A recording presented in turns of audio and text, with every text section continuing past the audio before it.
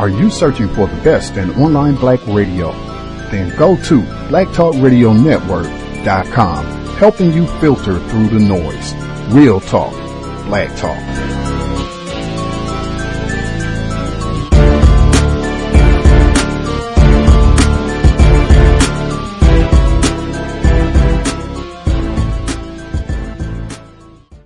The internet is full of half-truths and all-out lies. We've all seen them, and many people on social media complaining about it. Here's your chance to show and prove. WorldAfropedia.com is a black-owned and operated encyclopedia. There are several thousand articles, but we need help. We can't uncover all the truth ourselves.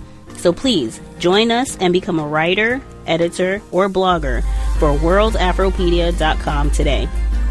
Every little bit counts. We owe it to the future generations to put the truth out there. Visit WorldAfropedia.com, the African-centered encyclopedia, a global database of African knowledge for the purpose of bringing about global African wisdom and understanding. WorldAfropedia.com.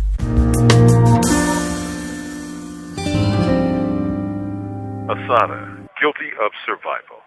For those who know the life and struggles of former Black Panther and Black Liberation Army fighter Assata Shakur, the U.S. government attacks on her by ludicrously labeling her a terrorist and posting a bounty on her is the sure sign that the government has succumbed to madness. Assata, in her self-named memoir, Assata, and more clearly in her aunt's legal recitation entitled Inadmissible Evidence by attorney Evelyn Williams, shows how the U.S. government, in deadly conspiracy with state governments, waged an illegal, unconstitutional, and criminal war against the Black freedom movement, with particular attention to the Black Panther Party. The U.S. government, in collusion with state governments, broke every law and torched every precedent to get Panthers. They attacked Panthers in their offices, and when that didn't work, they framed them in court.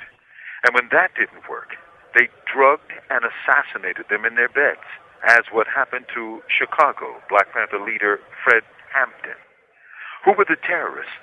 Those who attacked people who were fighting for their freedom? Or those who tried to defend themselves against such attacks? Assata joined the party for the same reason she joined the army, to defend the lives and freedom of a people under monstrous attacks by the state. Ask yourself this.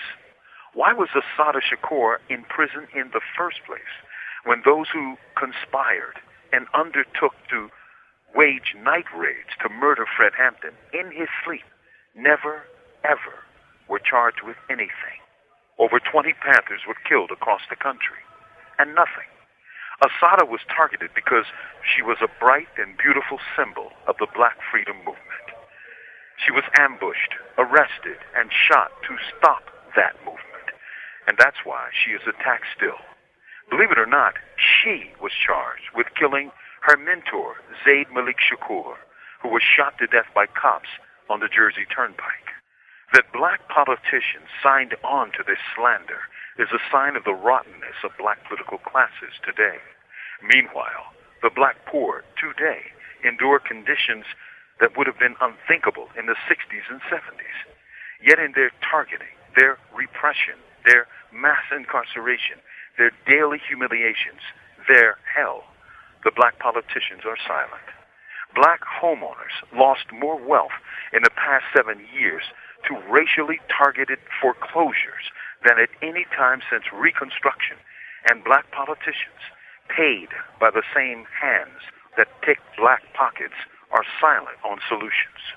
Since the very foundation of America, black people and Indians have been the primary targets of terrorism. They have trouble driving while black, shopping while black, schooling while black, and even walking while black. And the black political class has neither solution nor voice. Be honest. What people in America are more in need of an army to defend and protect them than blacks? Assata should never have been targeted. Instead, she should get a Nobel Prize. From Imprisoned Nation, this is Mumia Abu Jamal. Context of White Supremacy, Gus T Renegade in for another broadcast, hopefully to share constructive information on the system of white supremacy. Today's date, Friday, May 22nd, 2015. So I have been told once again the importance of black journalism. Mr. Mumia Abu Jamal giving his commentary that was from 2013, talking about freedom fighter, victim of white supremacy, Assata Shakur. This is our third study session on her autobiography. We are picking up on chapter 5. Again, our narrator, Mel, she will be participating in the study session at some point in some way to give her feedback on this book. This is her first time reading the book as well. And to give some of the thoughts, what has stood out, and perhaps even to respond to some of the comments that folks have shared about our narrator. Definitely enjoying her reading of the text and looking forward to getting started. Again, this is Assata, an autobiography, chapter 5, Context of White Supremacy. Chapter 5. All right, Chesimard, pack your things. You're being moved. Moved? Where?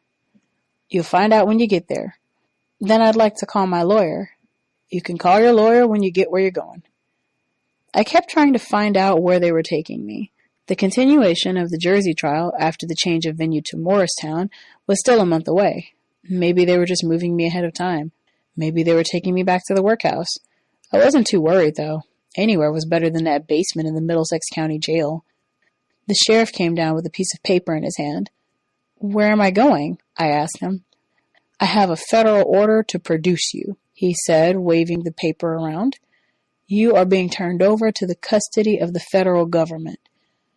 "What for?" "I don't know. You'll have to ask the feds." My abrupt transfer from one jail to another, without either notice to my lawyers or explanation to me, was a scenario that would be repeated over and over again during the next few years.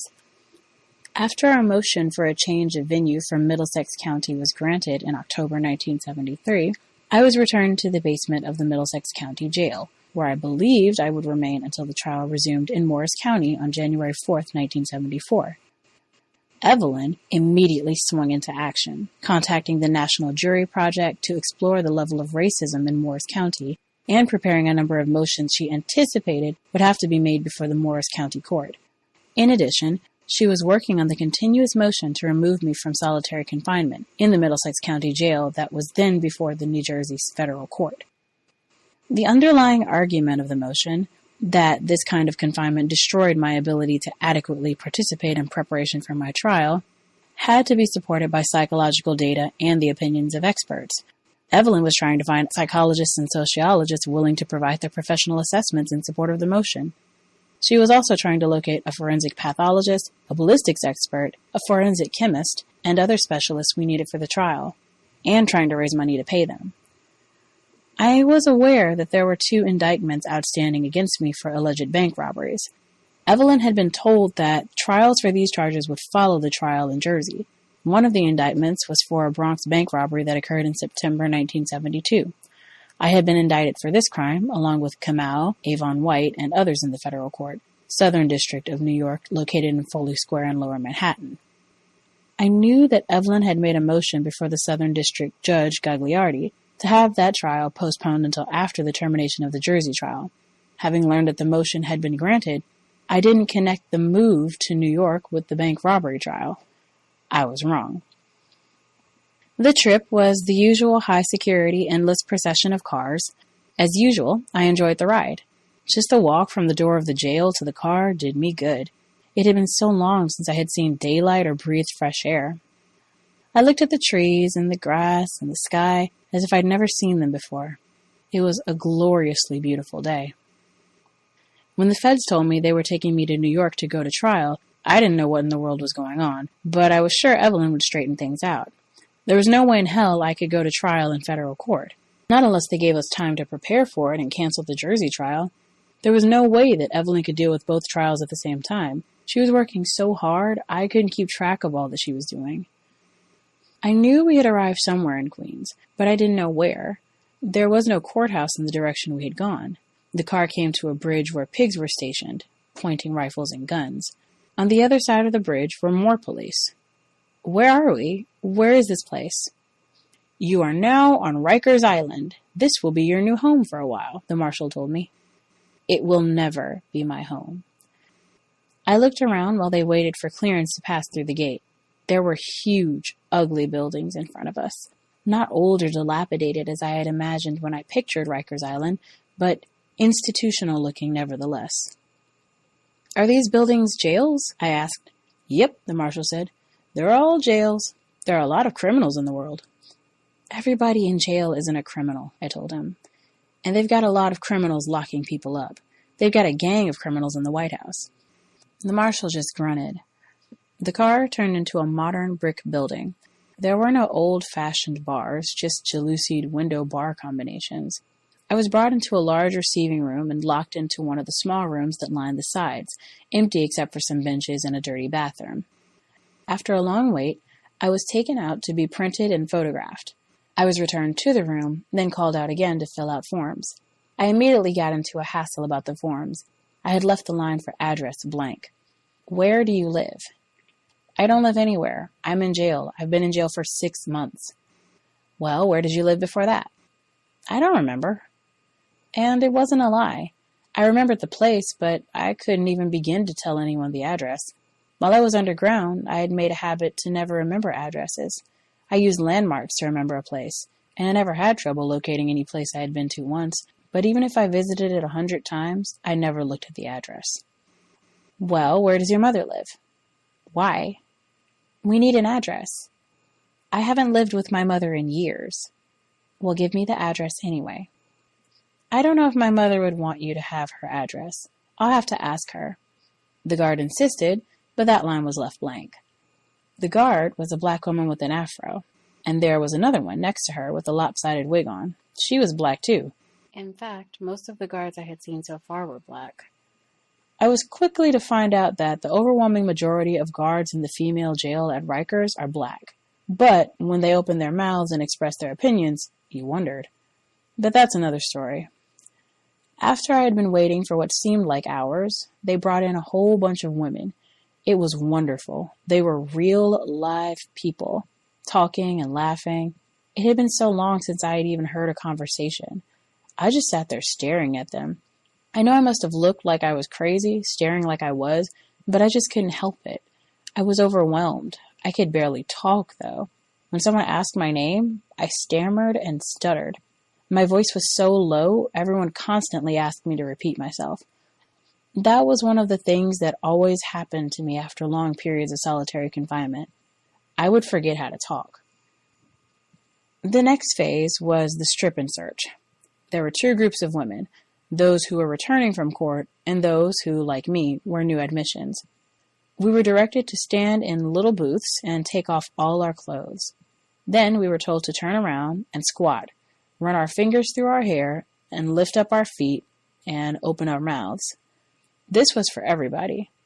The next step was only for new admissions. They put us in shower stalls without curtains.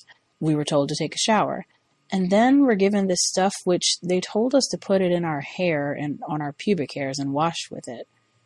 What is this for? I asked. It's for lice and crabs, the guard said. It was humiliating. The last stage was the search. Every woman who came into the building had to go through this process, even if she had been nowhere but to court. Joan Bird and Assata Shakur had told me about it after they had been bailed out in the Panther 21 trial. When they told me, I was horrified. You mean they really put their hands inside you to search you? I had asked. Uh-huh, they had answered. Every woman who has ever been on the Rock or in the House of Old Detention can tell you about it. The women call it getting the finger, or, more vulgarly, getting finger-fucked. What happens if you refuse? I had asked Assata. They lock you in the hole and they don't let you out until you consent to be searched internally. I thought about refusing, but I sure as hell didn't want to be in the hole. I had had enough of solitary. The internal search was as humiliating and disgusting as it sounded. You sit on the edge of the table, and the nurse holds your legs open and sticks a finger into your vagina and moves it around. She has a plastic glove on. Some of them try to put one finger in your vagina and another one up your rectum at the same time. Anyway, I had an instant, mile-long attitude. I wanted to punch that nurse clear to oblivion. Afterward, the guards had the nerve to tell me that a mistake had been made and a doctor would have to make a complete examination. I was just too disgusted. He was a filthy-looking man who looked more like a Bowery bum than a doctor. He coughed all over me without even covering his mouth, and his fingernails looked like he had spent the last 5 years in a coal mine. The only good thing about him was that he was quick. He rattled off diseases like he was an auctioneer and asked me if I had them. Then he gave me a 1-minute examination, took my blood, and that was it. I was kept in the receiving room until long after everyone had left. Then, a pleasant enough guard, with the scar on her nose and mouth, took me to my cell. We went down a corridor that seemed to be a mile long to a hallway where a guard sat inside a glass cage. Buttons and knobs and lights decorated the cage. It looked like some kind of spaceship. "Open up 5, the guard who had brought me said. There was a thumping sound, and then a humming sound, and then nothing. "You can go to your room now." "Go where?" I asked. "Just walk down the hall and the door will open. You'll see it." The hallway was long. When I got to the cell, the light came on. When I went in, the door slid shut behind me. It was something out of a science fiction movie. The long halls, the sliding door, the control panel. Space jail, I said to myself. Inside, there was a cot, a dirty sink, a seatless toilet, and a roll of toilet paper. I was tired and wanted to go to sleep. "I'm turning the light out now," a voice said over the microphone. The light went out, but a yellow light stayed on. "Turn the light off, please," I called to the guard. Again, a voice came over a microphone. "The light must stay on. It is there for your own protection." The light stayed on, and I went to sleep. Morning. The doors slid open. "Breakfast, ladies," came over the microphone. It was early, but I was anxious to get dressed and look around. The first thing that hit me was the smell. I don't care what jail I've been in, they all stink. They have a smell unlike any smell on earth, like blood and sweat and feet and open sores, and if misery has a smell, like misery. The walls of the cell were covered with obscenities and love declarations. Apache loves Carmen, Linda and Lil Bit, India and Rosa, true love always. From the window, I could see a small paved yard with grass growing between the cracks in the pavement, and then another long building. A few women were in the day room, but most stayed in their cells, which were barren except for the toothpaste writing that covered the walls. In prison, toothpaste serves many functions, one of which is glue to hang up pictures.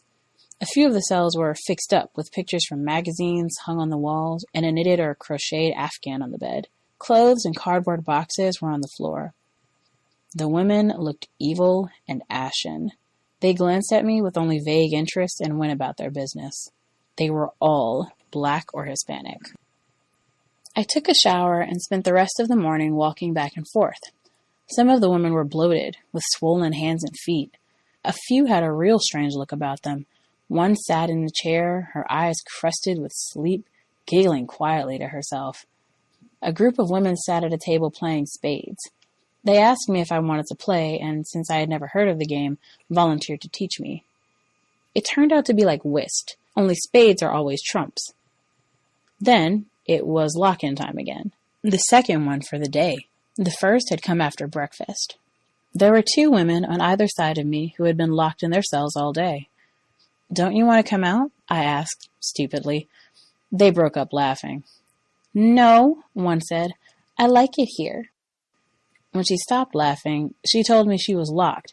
That meant she was locked in her cell until she was seen by the board.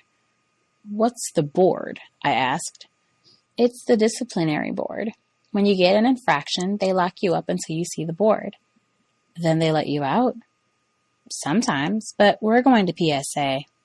"What's that?" It's the hole, the Bing.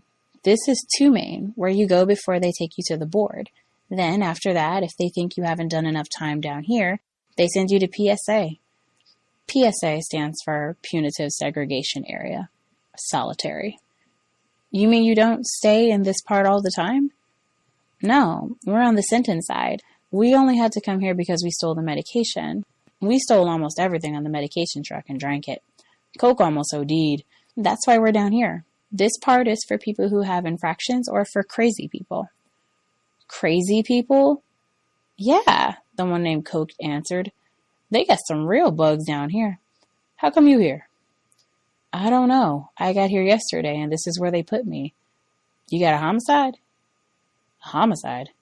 Yeah, a homicide. You here for murder? I have a homicide case in New Jersey, but I'm here for a bank robbery trial. That's probably why they got you down here, they speculated.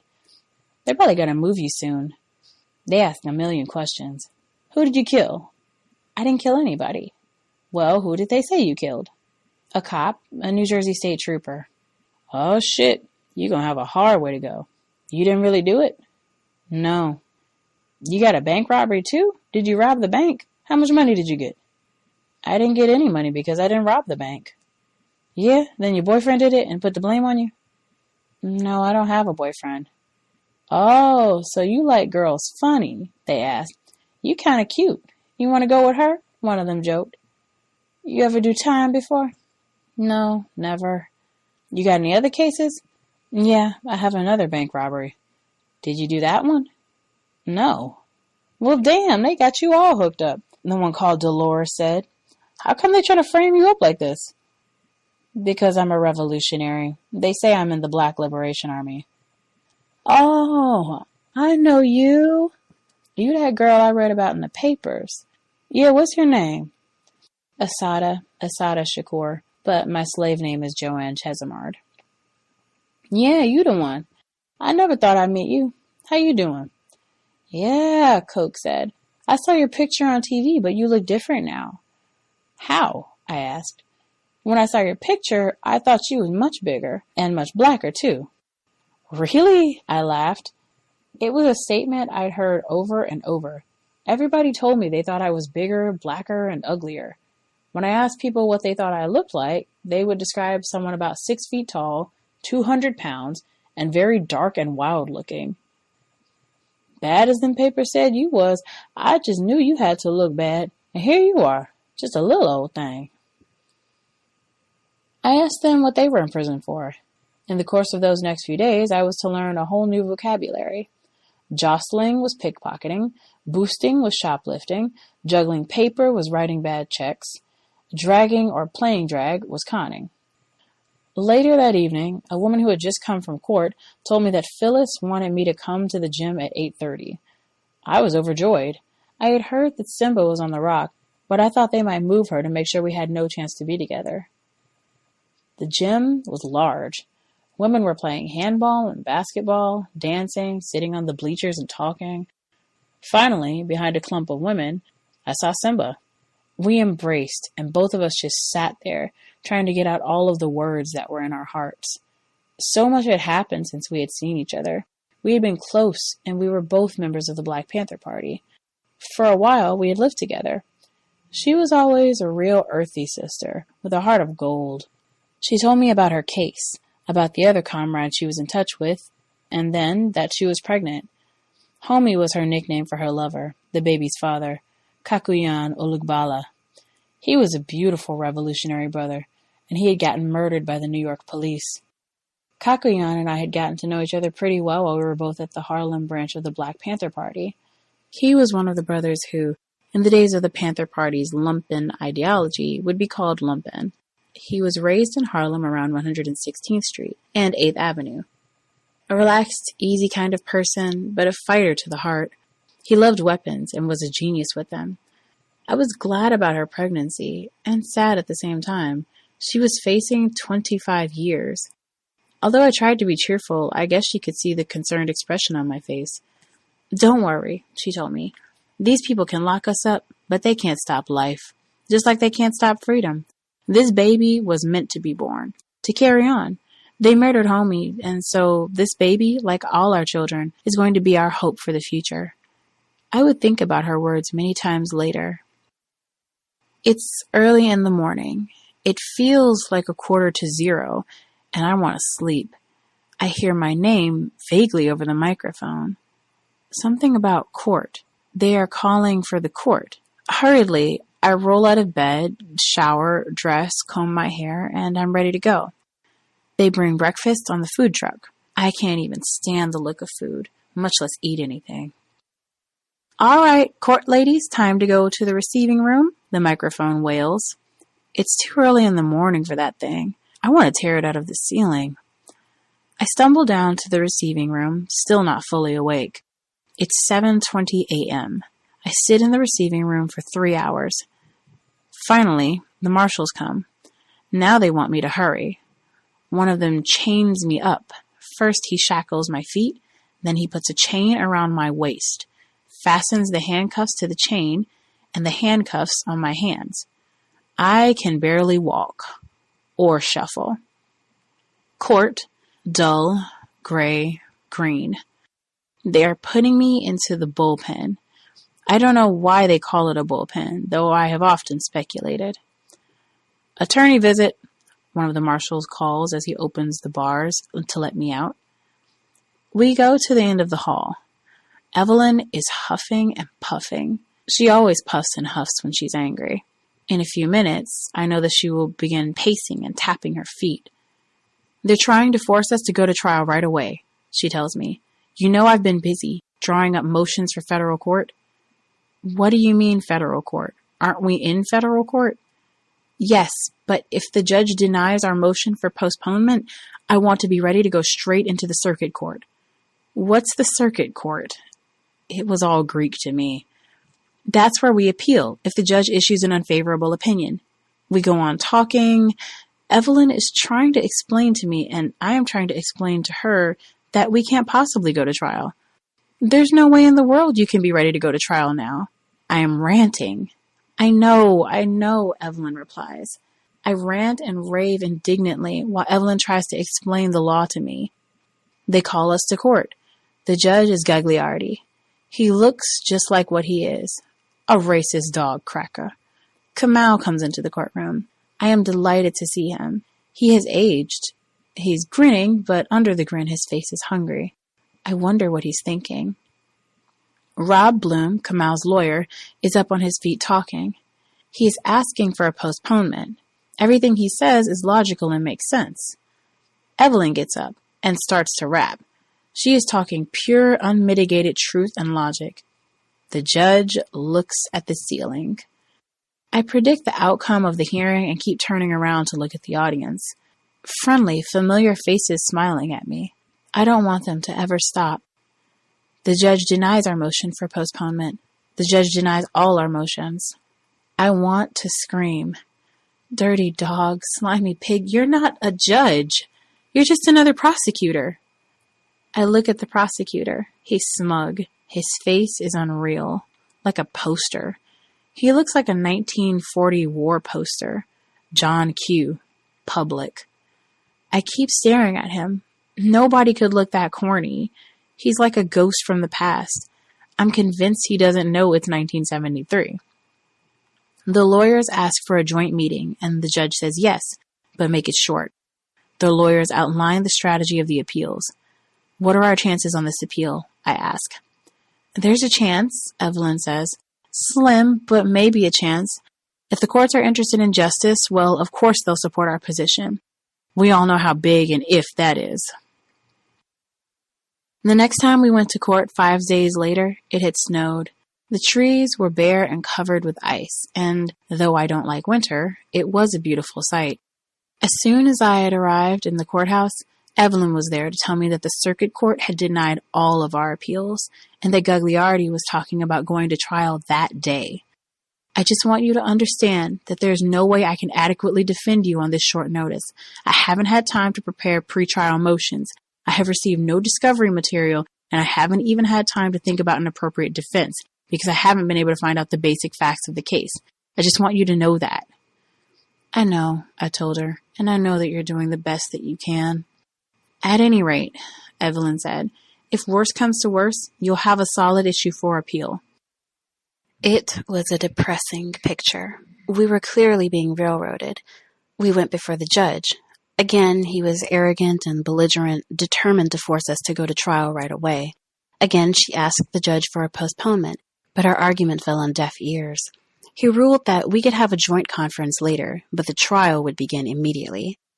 As we left the courtroom, Akila was standing in the hallway with Kisise, Kamau's 2-year-old daughter. As he walked near her, she held out her arms to him. Kamau took about 2 steps toward her, and the marshals jumped on him and began beating him. I jumped on the marshals and tried to pull them off. In an instant, there was one hell of a fight in the hallway. Finally, the marshals drew their guns and forced us to lie down on the floor with our arms spread apart. We lay there while they stomped our backs and kicked us as they handcuffed our hands behind our backs. Akila ran to tell everybody what was going on as Kisise screamed hysterically. I will never forget the haunting scream of that child as she watched her father being brutally beaten. After the fight, the marshals were vicious and vindictive. They did everything they could to provoke and harass us. Newspapers reported that we had attacked the marshals. Kamau and I decided that we weren't just going to let ourselves be railroaded quietly. This so-called trial was such a blatant miscarriage of justice that we weren't even going to participate in it. And we didn't want Evelyn and Bob Bloom to participate in it either. Just sit there and don't say anything, we told them. We'll do the talking. And do the talking we did. At the next court session, Gagliardi asked the lawyers if they were prepared to begin picking the jury.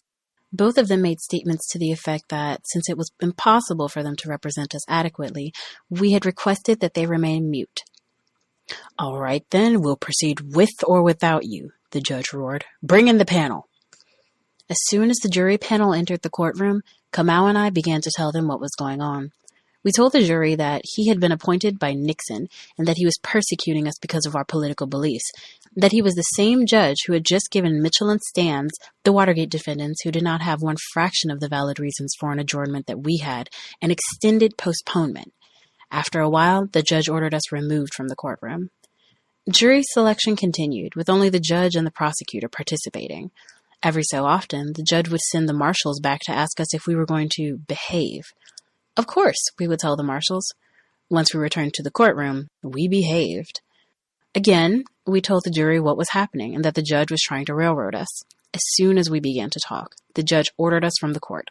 Whenever we were about to be thrown out, the marshals vied for positions closest to us and for the opportunity to grab us, twist our hands behind our backs, and get their licks in.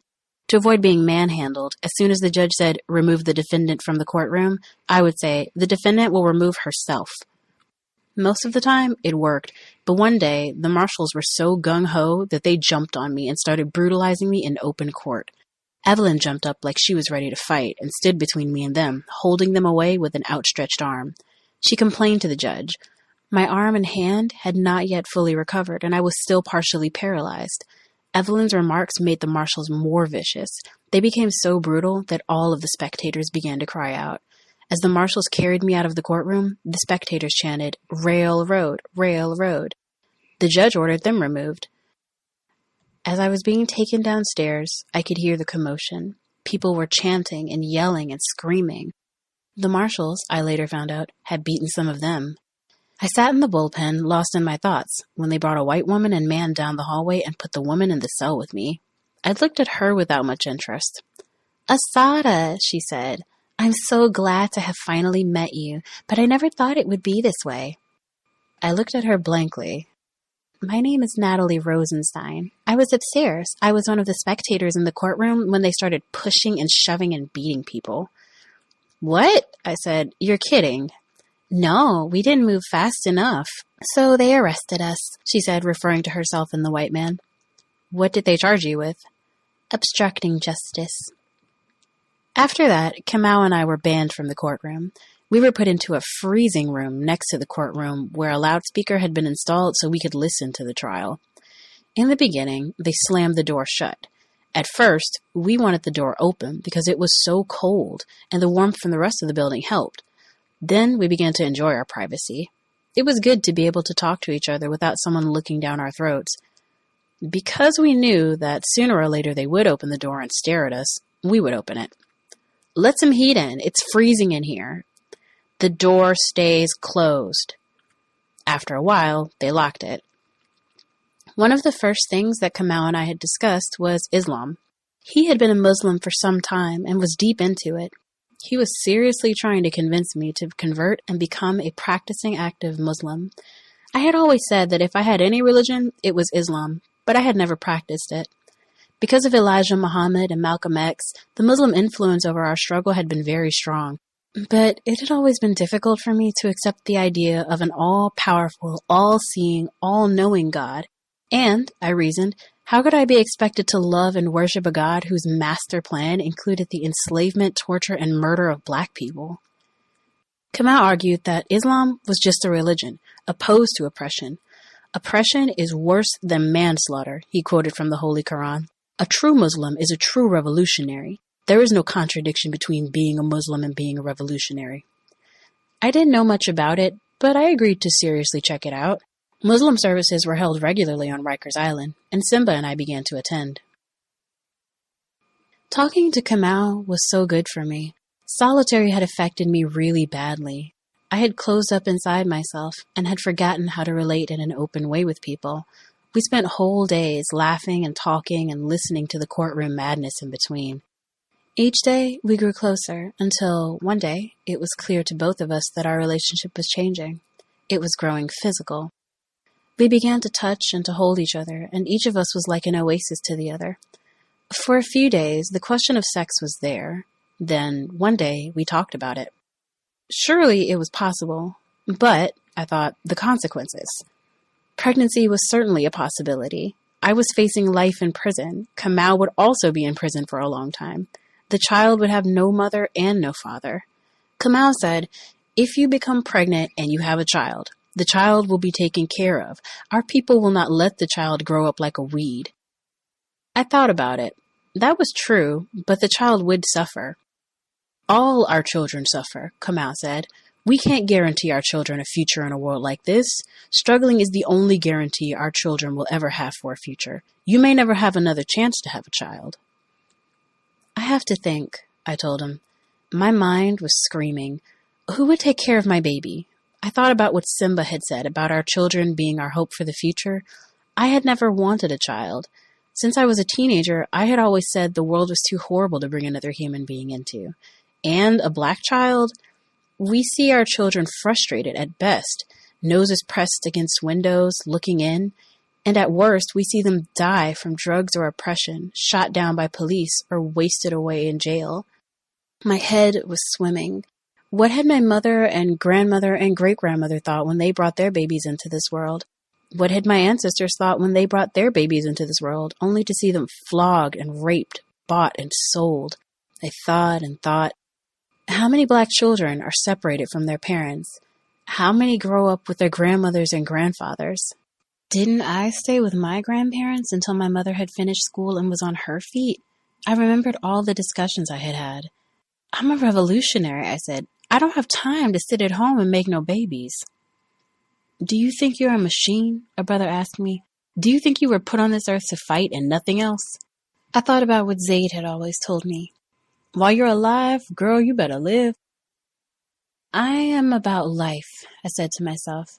I'm going to live as hard as I can and as full as I can until I die. And I'm not letting these parasites, these oppressors, these greedy, racist swine make me kill my children in my mind before they're even born.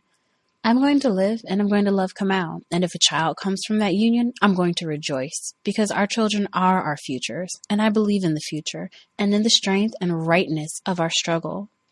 I was ready for whatever happened. I relaxed and let nature take its course. When something important was happening in the courtroom, we listened. But usually, whatever was happening droned on and in boring chatter that amounted to nothing. Lawyers have a habit of turning 10 words into 100 and say nothing more in the process. The trial was like something out of some playwright's imagination. We called it the vaudeville show. Evelyn and Bob, after registering their daily protests, sat mute. The judge raved and ranted. The pigs barked like vicious dogs. The witnesses lied like crazy. The jurors, who had been picked solely by the prosecution, looked and listened expressionlessly. There were a couple of black jurors, and although we held little hope we would be acquitted, we placed the microscopic hope we did have in the black jurors.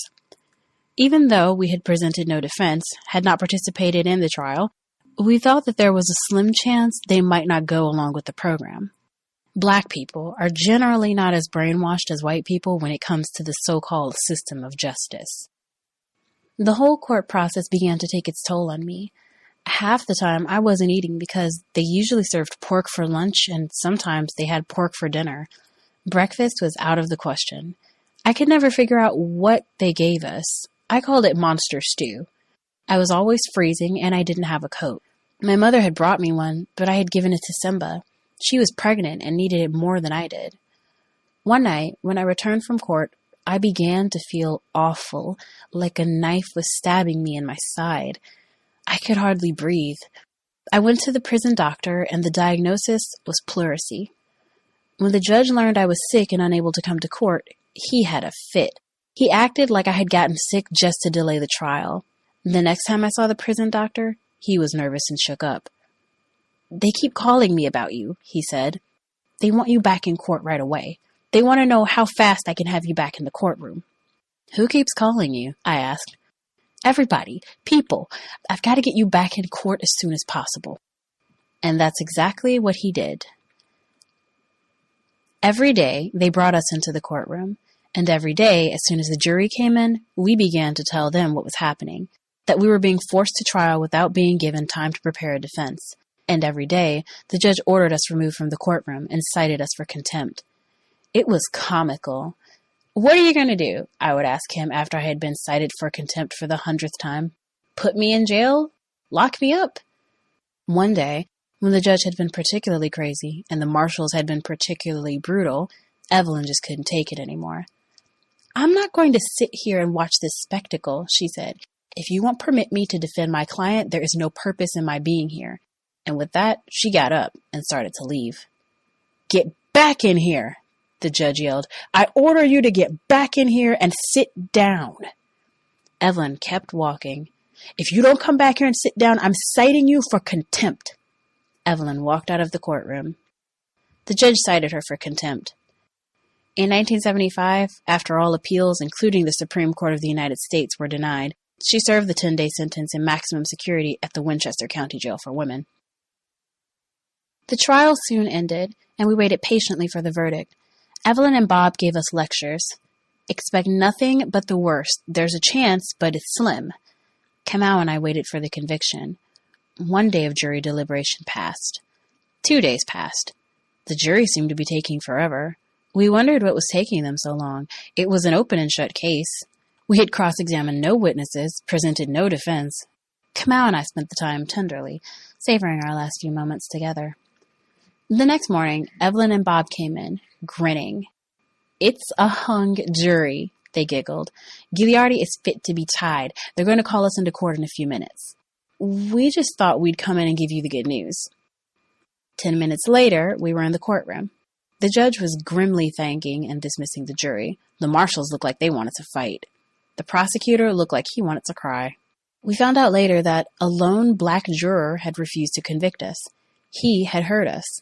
The look on Giliardi's face gave me great pleasure. I looked at him and gave him my most meaningful smile. His face turned red and he looked away.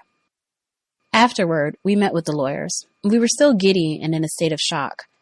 "What does this mean? Are they going to try us again?" "They're going to try you again, and right away," Evelyn told us.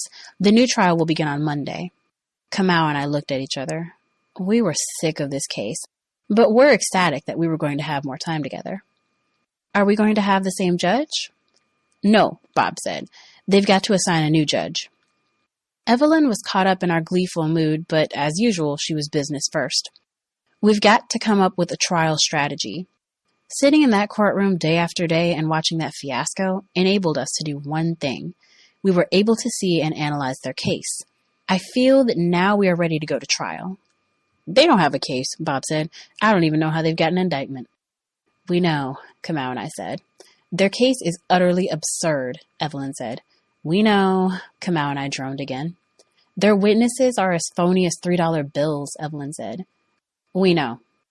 They don't have one piece of physical evidence, Evelyn ranted. No photographs, no fingerprints, no witnesses, no nothing. We know, Kamau and I chanted in unison. They couldn't possibly have any evidence, I said. We weren't there. Well, I know that, Evelyn said indignantly. That's not the point. Bob and Kamau looked perplexed. Evelyn and I just looked at each other and smiled knowingly. We had found out in New Jersey how evidence could appear out of nowhere and other evidence disappear. Evelyn and I have a very close relationship. We love each other intensely and we get along wonderfully, usually. But when we argue or disagree, it's awful. We are both outraged that the other one doesn't agree or see our point, and we feel betrayed and furious. And neither of us has the mildest temper in the world. Add to that the tremendous pressure we were both under, and you have the recipe for fireworks. During one of our strategy meetings, Evelyn and I locked horns. Try as we might, we couldn't reach any kind of agreement. After a while, we weren't even communicating. It became a matter of who had the last word and the final decision. I'm the lawyer, she yelled. I know what I'm doing. If you aren't going to listen to me, then what's the point of having me defend you? I'm the client, I yelled back. I'm the one who's going to do the 25 years in prison if you're wrong. What you're saying is that you don't trust me or my judgment, Evelyn said. Our argument went from bad to worse. After a while, we were saying all kinds of things we didn't mean to each other. I don't need this shit, Evelyn stormed. What the hell do I need to defend you for? You haven't got an ounce of sense. You don't have to defend me if you don't want to, I responded. Don't do me any favors. You need all the favors you can get, Evelyn countered. Well, I don't need them from you. I can defend my damn self as well as you can. I'd like to see you try it. I don't need this mess. I will. I don't need you either. Well, go ahead and defend your stupid self then, Evelyn screamed. I will. After the argument, I was tired and blank. All the tensions had been drained out of my body. I was still mad, but I was sorry too. Evelyn was probably right, and I was probably crazy. It's so hard working with someone who is so close to you. It's like having your mother or your wife or your husband as your lawyer. It's real hard to be objective. Personal stuff sometimes gets in the way. I didn't know whether I was being a sane adult or a rebellious child. The next time we came to court, I could see right away that Evelyn was still angry with me. I fully intended to try and make up, but her cold manner made me draw back and get mad all over again. Is your decision still the same? She asked coldly. Yes, I responded icily. Judge, she told the new judge, I wish to be relieved from the case. Miss Shakur wishes to retain another lawyer. Is this true? The judge asked me. Yes, I want to defend myself. A little while later, she was off the case.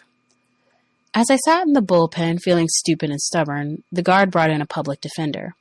Gagliardi had assigned him because he didn't like the way Evelyn was behaving. I told him I didn't want him to represent me, that I was representing myself. The judge had assigned him to my case. What did you do before you were a public defender? He told me that once upon a time he had been a prosecutor. That was the end of the conversation. I would rather have had an alligator for a lawyer. I don't remember his name, but he sat through both trials as my supposed lawyer, even though I refused to even speak to him. Since I was now defending myself, I was entitled to a lawyer as an advisor. Everyone suggested lawyers, but most of them were white leftists. I wanted, if at all possible, a black woman. Not just any black woman lawyer, but someone who was in tune with the politics of the black liberation struggle. One of the names given me was Florence Kennedy. She was a black lawyer who was very active in the women's movement, well known on the speaking circuit from coast to coast, and more renowned as a feminist and political activist than as a lawyer. She fit the bill perfectly. She was just what I wanted. Some argued against her. But Assata, they said, she's not a trial lawyer. Flo is not a criminal lawyer. You need both, someone who can give you sound advice. I was unmoved by their arguments. She's wild. She's flamboyant and eccentric. She might scare the jury. She can't be any wilder than this case is, I countered. Besides, I don't need a criminal lawyer because this isn't a criminal case. I need a political lawyer. I was in a wild mood, and I was determined to handle the case the way I saw fit. I wasn't expecting any such thing as justice. This case was like something out of the Twilight Zone, and I was convinced that it couldn't be treated like a normal, run-of-the-mill criminal trial.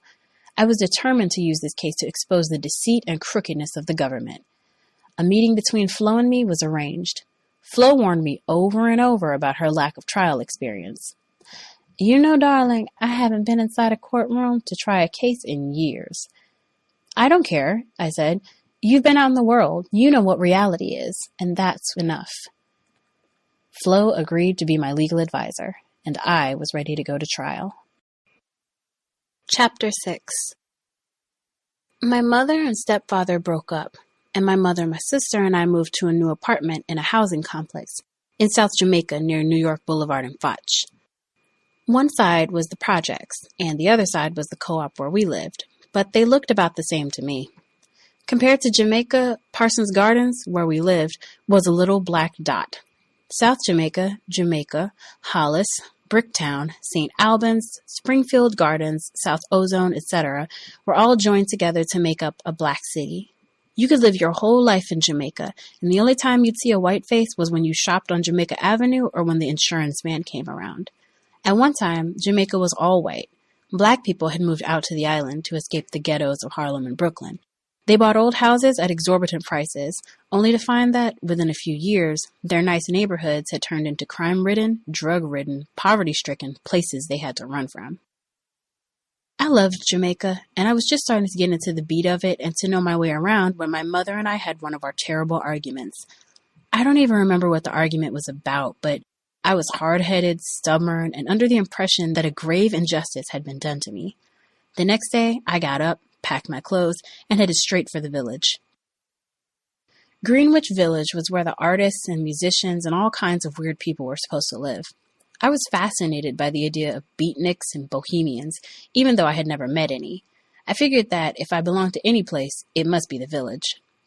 I walked around with my suitcase until I was exhausted. I remember thinking that people here didn't look that different from anybody else. I found a place to check my suitcase and spent the rest of the day going door to door asking people if they had any jobs available. Most didn't even look up at me. They just gave a flat no. At the end of the day, I was tired, disgusted, and hungry. I had nowhere to live and not the slightest idea what I was going to do next. I went back for my suitcase, but the place was closed. After that, I just walked aimlessly until I reached a little park.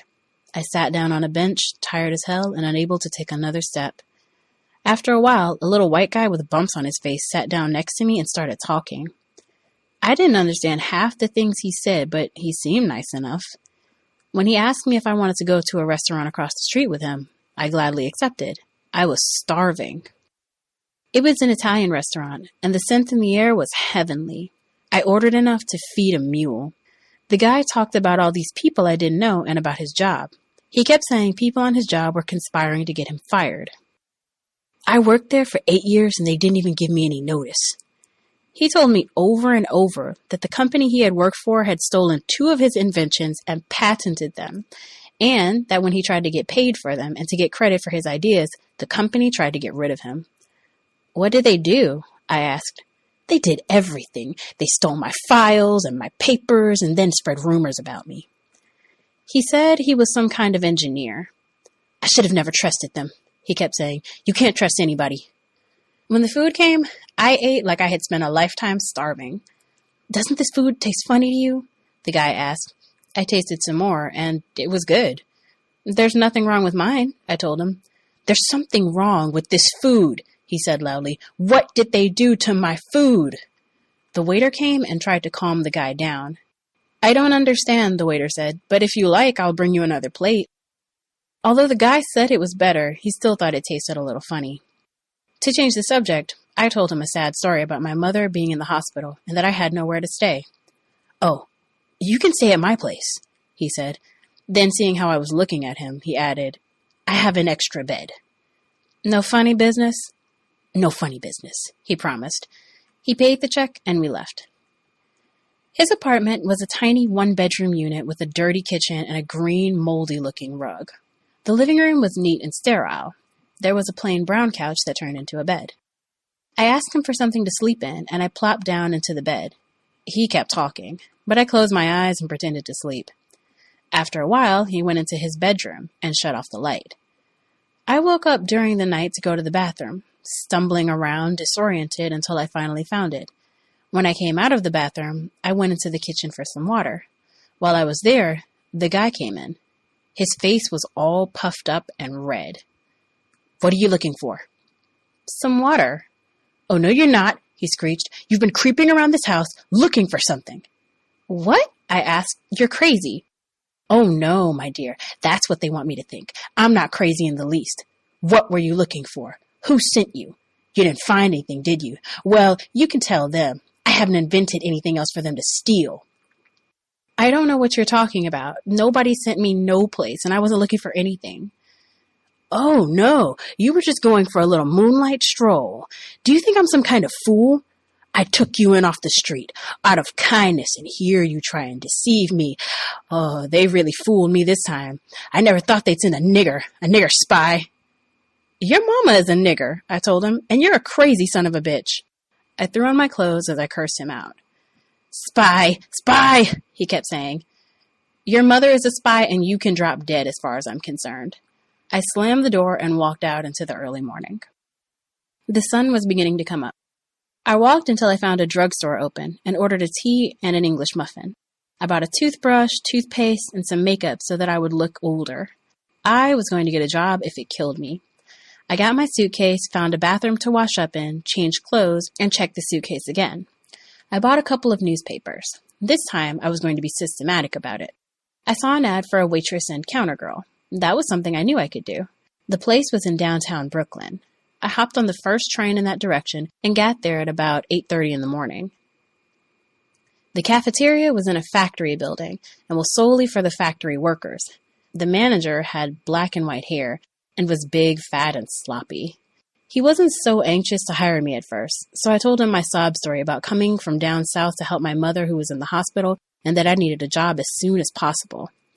Finally, after looking me up and down, he hired me and said I could start right then and there. I was grinning from ear to ear. I was supposed to spend the morning making salads and sandwiches and other things for lunchtime, but around 10 o'clock, all these men started coming for coffee break. The manager had me running around like crazy, toasting bread, buttering buns, and getting the men their orders. Move faster, he kept telling me. Every time he told me to move faster, I tried until it seemed that it wasn't humanly possible for anyone to have moved faster. Then I noticed he was always brushing against me. His hands were always accidentally touching my behind. I'd move his hand away, but that only seemed to make him bolder. Every time I bent over to get something out of the freezer or off the food shelves, he would try to slide his hand up my dress. After a while, I began slapping his hands away. This, too, seemed to make him bolder. Finally, I told him in a nice, quiet voice, "Would you please keep your hands off me? Would you keep them to yourself?" "What are you talking about?" he said, acting surprised. "I ain't done nothing to you." As the day wore on, he accelerated his shouting at me. "Can't you move any faster?" he would yell. "Get that lead out of your ass." He stopped putting his hands on me for a while, but in about an hour, he was right back to his old tricks. He acted like it was some kind of joke or something. I didn't think it was funny worth a damn. Lunchtime was super busy, and I was moving super fast. After lunch, we started getting ready for afternoon coffee break, and after that, we started getting ready for dinner. Dinner was from 4:30 to 6:30, and 7 o'clock was quitting time. When dinner time came, I was tired and miserable. I needed the job desperately, but the manager was driving me wild, putting his hands all over me. When I told him to stop, he would grin, throw his hands in the air, and say, "What am I doing? What am I doing?" Then he started a new trick. He'd pull the elastic of my panties through my uniform and let it pop like a rubber band. "Stop it!" I yelled. "Just stop it!" "Stop what? What am I doing?" By the time dinner was over, I knew I couldn't take it anymore. Bad as I needed the job, I couldn't take that big fat pig's hands all over me. Just before I was ready to go home, I told him, "Look, if you can't keep your hands to yourself, I'll quit. I can't take it anymore." "What do you mean you'll quit? You're fired. You got lead in your ass and you don't know how to treat your boss. Now get the hell out of here." "Just give me my money and I will." "I ain't gonna give you shit, 'cause you ain't did shit." "Look, mister, you gonna pay me some money. I worked hard and I want my money." "Come back at the end of the week." "No, I want my money now. I need it now." You ain't getting nothing now, I told you. Come back at the end of the week. No, you're giving me my money now. I want my money. Well, you ain't getting it. I'll call the cops on you, I bluffed.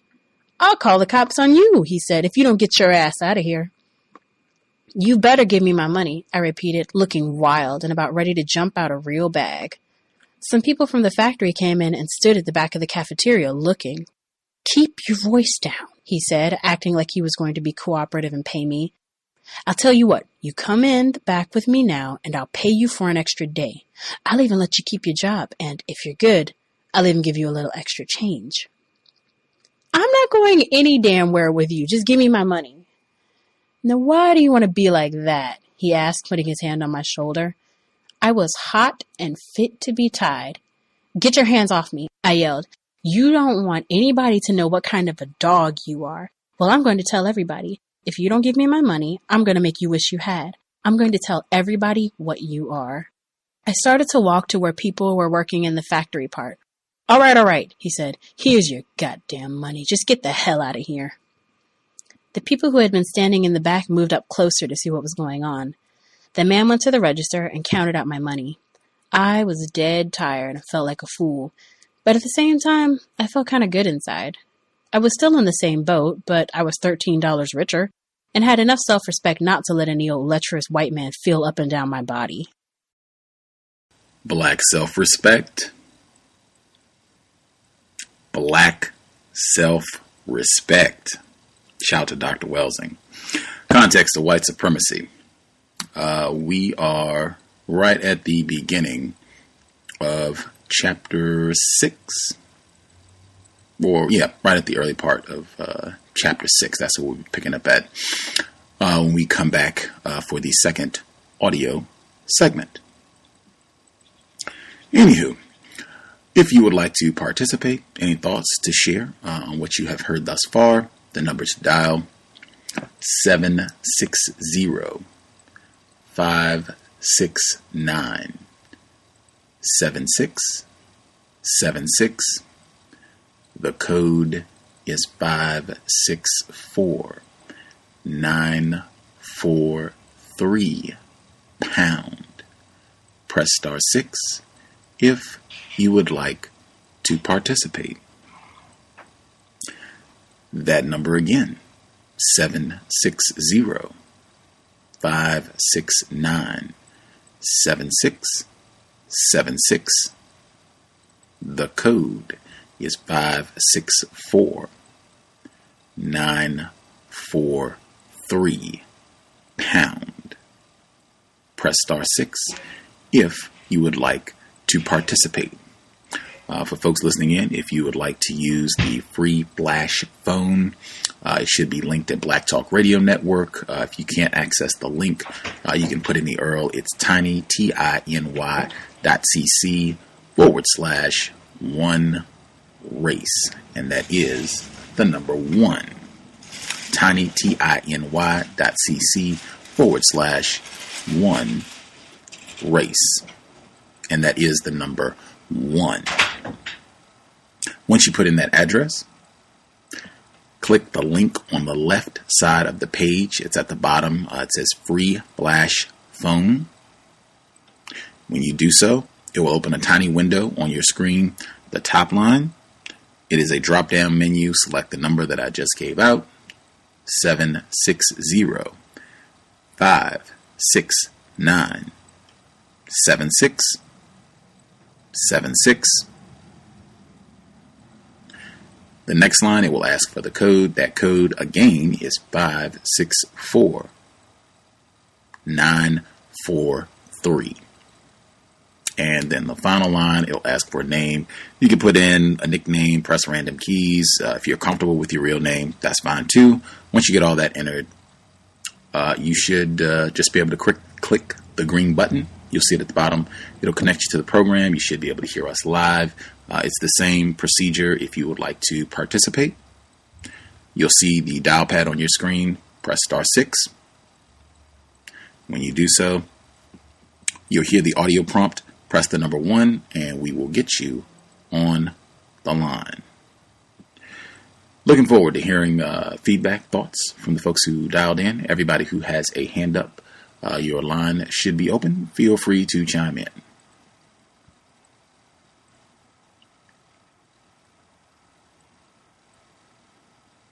Yes, may I be heard? Yes, sir. Oh, greetings, Gus. Greetings to the regular callers and the new callers. This is Demery Ford here. If we are truly in a system of white supremacy, and I believe we are, and I think all the callers on the line share this belief, then we know that sexual relations between whites and non-whites should be avoided until a system of white supremacy is eliminated. On page 112, reasons were given for a preference of white women by black men. Number one, white women are sweeter. Number two, black women are evil. Mr. Demery, yes. I think you have hopped ahead of us. Oh, we're ahead? Okay. Sorry about that. Okay. There is a persistent effort to refer to non-whites by their slave names. Even when years have passed and people are known by their new assumed names, as Assata Shakur is constantly referred to as JoAnne Chesimard, although she's been divorced from Louis Chesimard since 1970, and they were only married for about 3 years. Jewish people changed their names to names that sounded more Aryan, but you don't hear them being referred by their previous names. Also, at the tender age of 24, between 1971 and 73, the FBI, COINTELPRO, and the local law enforcement agency harassed, criminalized, created lies, defamed, and intimidated Ms. Shakur, along with other members of her family. And during greater confinement, white people used informants to gather information. They moved Assata several times so as to make it difficult for her to prepare a defense. They withheld discovery and disrespected her lawyer and counsel. Assata's rights were curtailed in prison. All but her basic human rights were denied. And an inmate tells her that she couldn't believe she was so small. You're just a little thing. All the pictures I saw of you made you look bigger and blacker. And I think that that's using the media to portray a more menacing image of Ms. Shakur, and it's done over and over again. It was done to O.J. Simpson also. There were even her First Amendment rights were curtailed in the so-called court of law.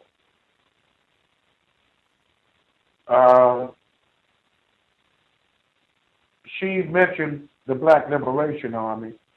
You know, it was written that she was labeled as a leader in the Black Liberation Army. I guess the Black Liberation Army was a sort of federation, or a loosely decentralized federation that supported an armed struggle.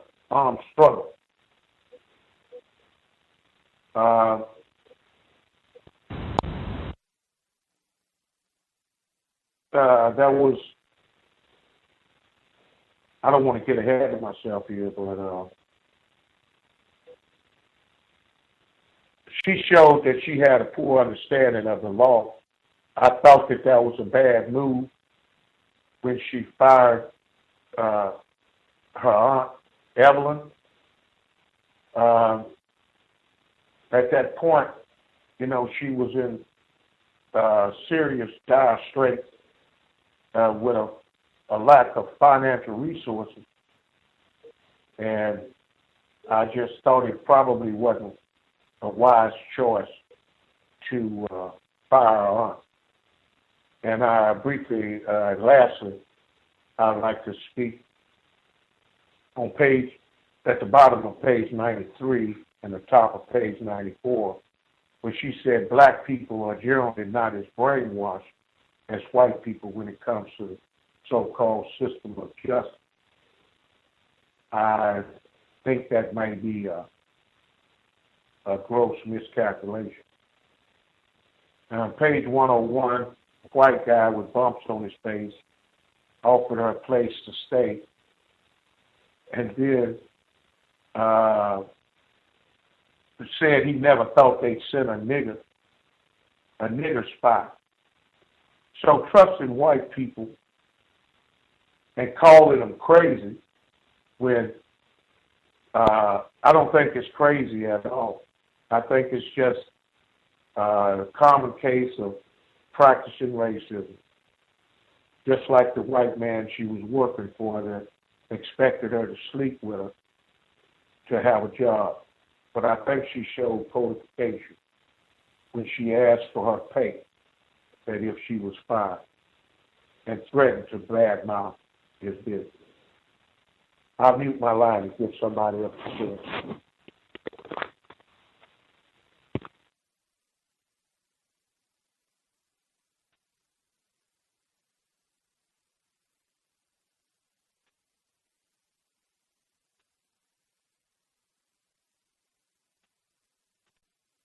Hands up, your line should be open. Feel free.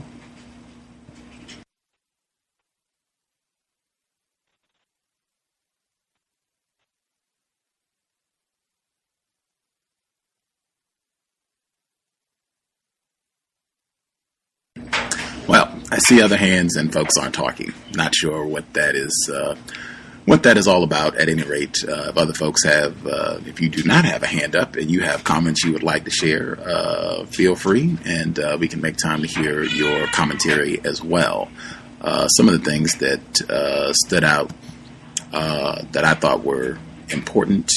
We had been talking before, frequently, almost daily, it felt like, about state-sanctioned sexual violence against black people. I think you got another example of that this week with the strip searches, where they're being quote unquote finger fucked, and just the whole ugly grotesqueness of it all. I think that would definitely qualify, at least for me, for state sanctioned sexual terrorism. She was talking about the black guards, and I was curious about that. I've read this book before. I just don't remember all the total details, but I was curious to see if she was going to offer up any commentary on the black guards, and I thought that was so codified, where she said that, you could talk to them about things, and they were black, but, once they began speaking, you might be confused. But she said, that's another story. Back to the problem. The problem is white people. I thought that was fantastically codified right there as well. I really appreciated it when she was being relocated to Rikers, and the guard said, "This is your new home," and she said, "This will never be my home." And that's right in codification, when Mr. Fuller talks about a home would be a place of justice. I think this even came up last week. One of our female callers pointed that out. It even reminded me when she kept talking about, and I know we talked about this from last week as well, the intense number of black people that end up being in greater confinement. It reminded me, in the past 10 days, they had a news clip. Chicago has been in the news a lot, particularly their police department, their incarceration, but they had a group from South Africa that was visiting Illinois, and they went, for whatever reason, I guess part of their visit entailed visiting a site of greater confinement, a prison. And once they finished the tour, they said, oh, okay, where is your white prison? We've seen the black one. Where is the white one? And, you know, they commented about these are folks from South Africa who have come here, and this is what they think. We have jails for black people, and somewhere there's a jail for white people. That seemed to be the case in the narrative she told this week also. That dislocation, that's purposeful. I think Mr. Demery Ford touched on that. Same thing they do even when you are not in greater confinement.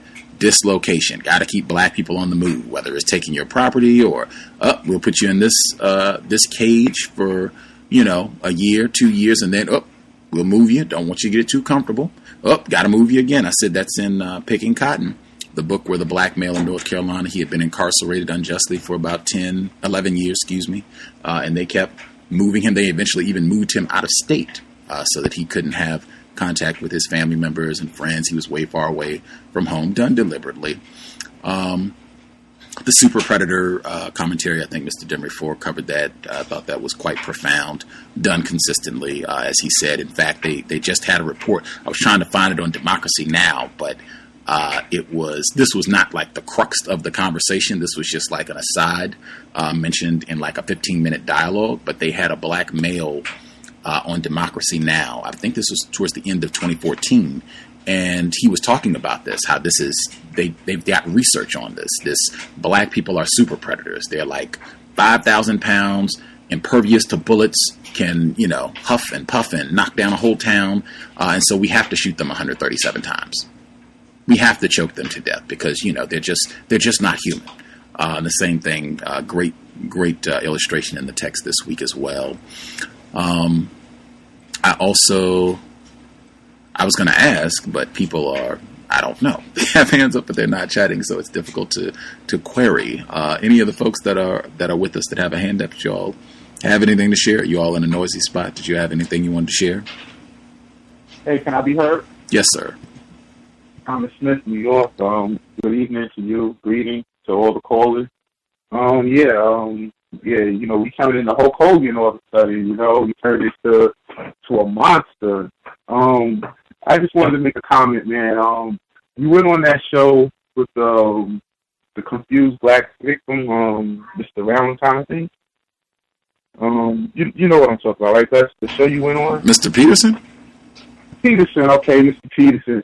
And he had a report about rape and said it was like 59,000 or something black people that rape white people and 0 whites that rape black. Wasn't that right? He said something like that? You're correct. That's it, and pretty much.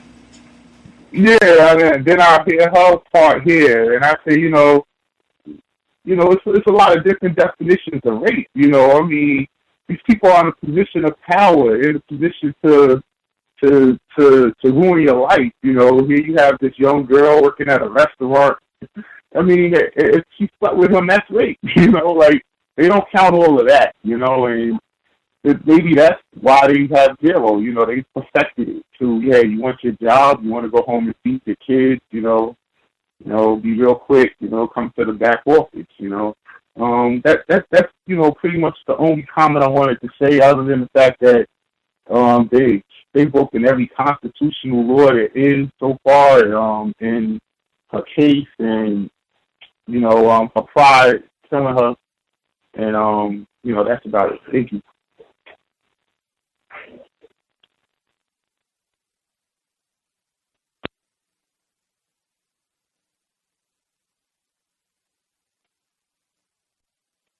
Have commentary? Any of the folks listening in before we push off to next audio segment? Any other comments folks want to get in? Good evening, everyone. Good evening to Gus and all the other callers. It's Carmen. And let's see. What Mr. Demery Ford brought out about white people being insistent that you keep your slave name. I mean, it's just, I've seen that, and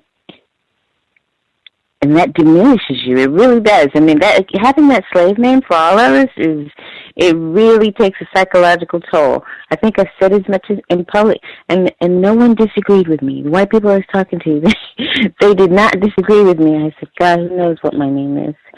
So, and also I think that Mr. Abu Jamal, when he was speaking earlier, he said that she had a bounty put out on her. That's not a bounty. You know, when you're wanted dead or alive, shoot on sight, killed, that's a death warrant. She said it better earlier. She had a death warrant put out on her, not a bounty. That makes it sound kind of, not so awful. But, I mean, it is no different than somebody saying you're going to be executed on Thursday. It is a death warrant. And, I've had that conversation with white people saying, like, listen, you would be really upset if I put a death warrant out on your grandmother, now wouldn't you? And it was just, you say things and you watch that they just can't, they just can't process those things. They simply can't. But he didn't refer to that correctly. And then second, she said, I should get a Nobel Prize. Now, Nobel Prizes are only for people who propose things strategies that do not work against white supremacy. She would never get a Nobel Prize. She has to have a strategy of nonviolence and forgiveness and bringing us all together, and then you can have a Nobel Prize. Let me see. I think, was it her aunt, Evelyn Williams? One of them referred to the judge in New York as a dirty dog. Now, I have heard relatives, older relatives, female relatives, call white men dirty dogs. Dirty dogs, dirty dogs. I don't think you hear that anymore. I think it's black people who use the phrase dogs, and they refer to themselves. But originally, dirty dogs, like a few generations back, that was always white men. Dirty dogs, but somehow they've managed to flip that script too, and we refer to ourselves as dirty dogs. The last thing is, I agree with her. I detest those New York winters. They are awful. So, that's about it. Nothing profound.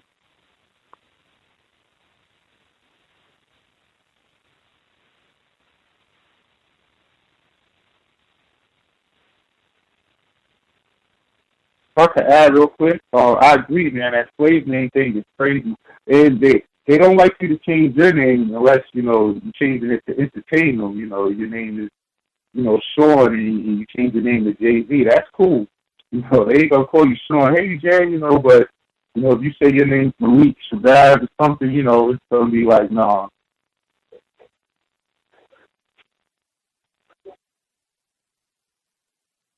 Also, I'd like to ask the question, does anyone else think that all those questions that the women were asking her concerning her case, it seems a little odd if you just meet someone, because the way I understand, if you're in jail or prison, everybody is innocent, So you don't want to give up any more information than you have to, because it may be an informant, it may be a stool pigeon, or whatever they call it now. And then they'll intentionally put someone in the cell with you, hoping that you will reveal something that can be used against you in a court of law later on.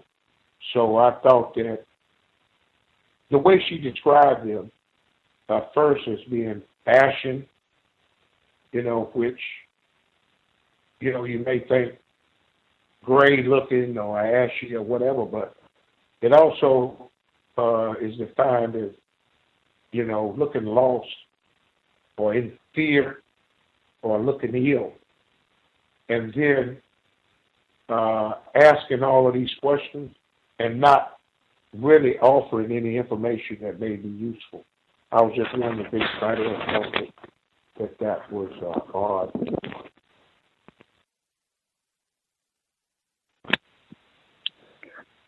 May I add one more thing? On to Mr. Demery's question, or did you just have something unrelated you wanted to share? No, it was related.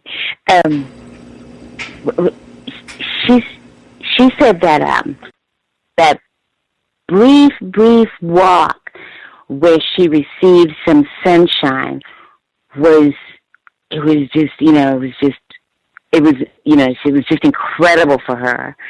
And I think that I noticed that our sheriff is trying to build a new jail, and it has one of those porte cochere things, so that you never actually, you just go from the jail to a box stand bus to another prison, and you never see and feel the sun. I mean, I think that's the design now, that you should never see and feel the sun. I mean, when you have to be transported, it's like straight to a garage, straight underneath. It's just, I think that's something that I guess they do deliberately. I never thought about that. But, the sun is very, it just changes things. And I think that they deliberately keep them from having sun. And that's why they have these elaborate things for transporting. Mm-hmm. I would prefer if someone asks a question, if they could get their question responded to first before we move off to other topics. But on. So Mr. Demery's question was, we'll live. Mr. Demery's question was, did anybody think it was curious or maybe even suspicious, her kind of being asked these questions about her case by other inmates, black inmates, after she's, kind of first meeting them? Did anybody think, there could have been anything devious about that? I didn't until he said it, and I thought it was like one of those situations where they're trying to weed you out, trying to see what you're all about, it was here for, but you definitely have to remain codified in that situation, because, I can see them using that as, you say what you did, and then that person ends up testifying against you in court. And you're like, man, I can see that definitely being a tactic they were using. I didn't think about that until he just said it, and that I could definitely would put that past him.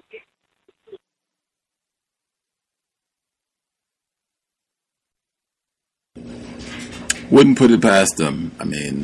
Particularly at this time, with the stature that she still has, but certainly at this time, it would seem like a reasonable thing for racists to do, to say, hey, we'll knock some of your sentence down, or, whatever. They have a variety of ways of coercing behavior from victims of racism. Did anybody, if anyone had anything else they wanted to share on Mr. Demery's, that's fine too. You can include that. I was just going to say, did anybody think anything of this moment when they're in court and she keeps getting excused because they're jumping up to tell the jury how they're being abused and mistreated, and when she's taken away, they bring in this white chick, Natalie Rosenstein, and she's like, we didn't move fast enough, so they arrested us, and I can't believe. Did that strike anybody as being significant? That little short scene. Yep. What was significant about it? Well, I just don't. The last person the judge is going to put in jail are the white people.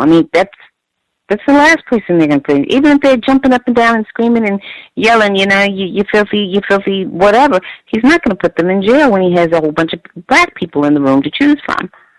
That doesn't even make any sense.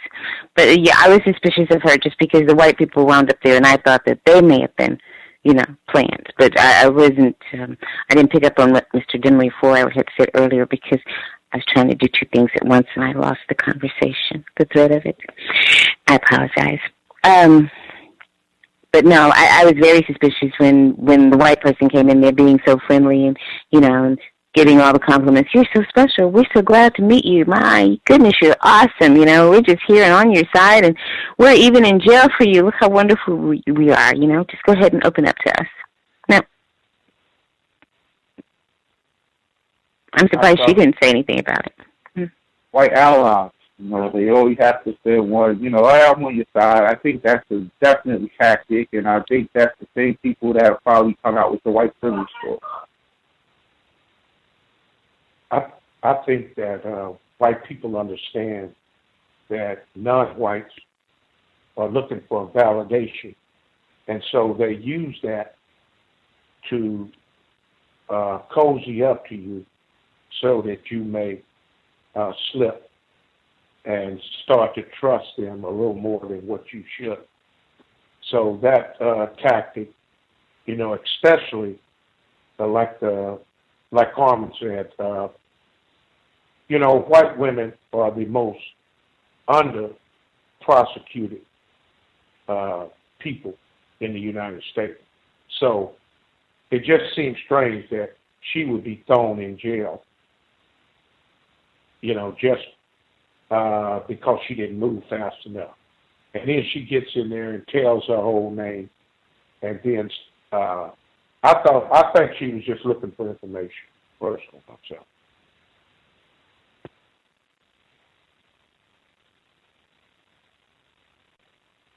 Me of that moment with Minister Malcolm X from our previous reading, the white girl who wanted to do something and he felt bad. He didn't want to hurt her feelings and then felt bad about what he had said to her. Same type of effect on victims. Any thoughts on the steamy prison romance and the possibility of a pregnancy behind bars? I was shocked that they let them go through with that. I didn't think that was something that they would have time alone to do something sexual. So I'm very shocked. I'm almost wondering, are they doing that on purpose?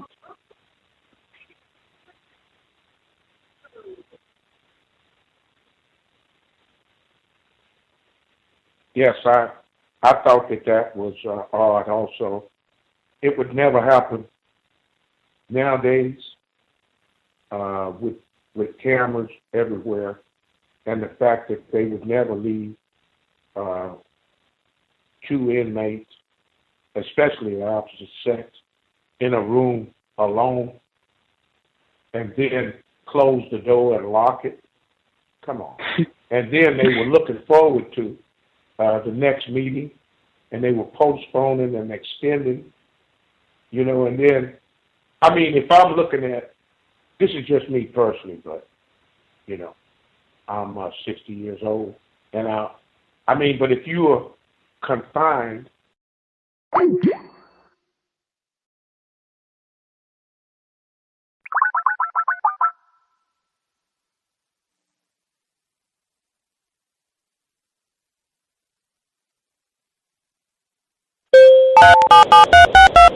Access code accepted. This conference is being recorded. Q&A session started. And he was probably a young man that if they get a chance to, get a quickie, why not? They gave him the opportunity.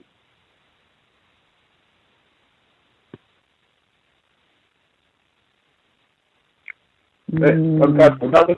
I'm sorry. Oh no, I was just gonna going off topic, but when they did they say they put the lawyer in held up for contempt for 15 days in a maximum security prison, like years after the trial? I thought it was 10 days, but yes, they held her in contempt. 10 days. Yeah, yes, sir. Wow. And maximum security, yeah. And that was her cousin, right? Aunt, yes. That's serious, man. Wow.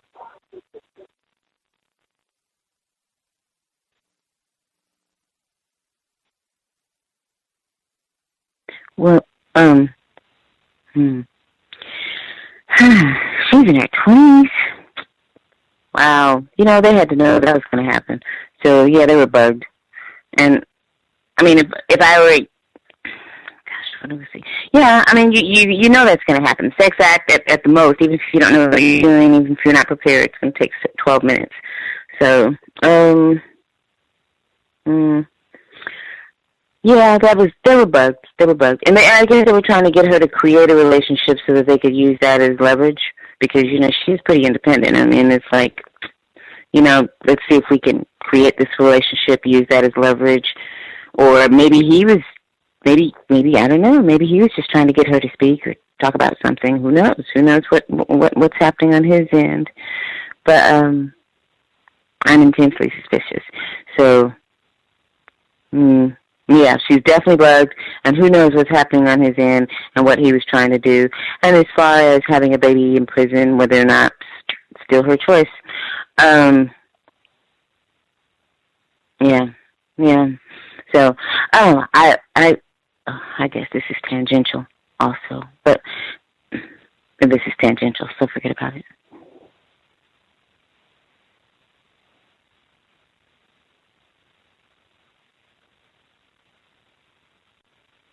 If other folks listening in have anything they want to add before we get to the second audio segment, we have about 10 minutes. If there's anything else you want to share based on what you've heard, either from listeners or myself, things that stood out from the book, if there's anything that we haven't covered.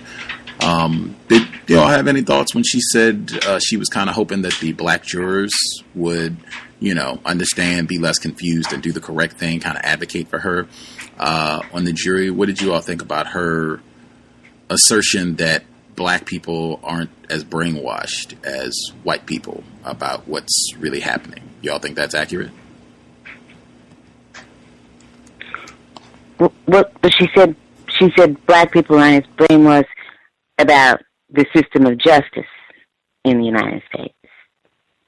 Not kind of what's happening, but what happens when you're dealing with, quote unquote, the justice system.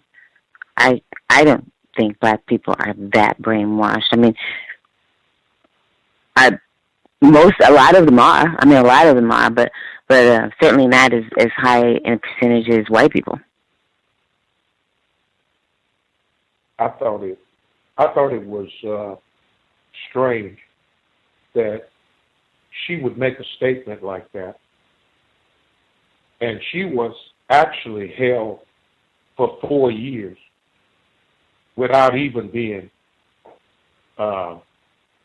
tried or convicted. You know, I mean, the justice system was making obvious constitutional errors. The judge was disrespectful to her counsel. They wouldn't let her speak. Her First Amendment rights were denied her.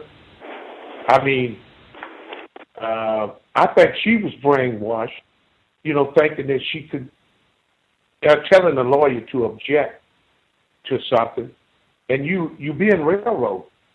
What can your lawyer do? You sitting in there, you watching it. They have flimsy evidence, and you looking at life in prison behind it, and you think that these lawyers can do something for you? I don't know. I think that was an incorrect statement, actually, and I think that, you know, she was young, and she admitted that she didn't know much about the law. So,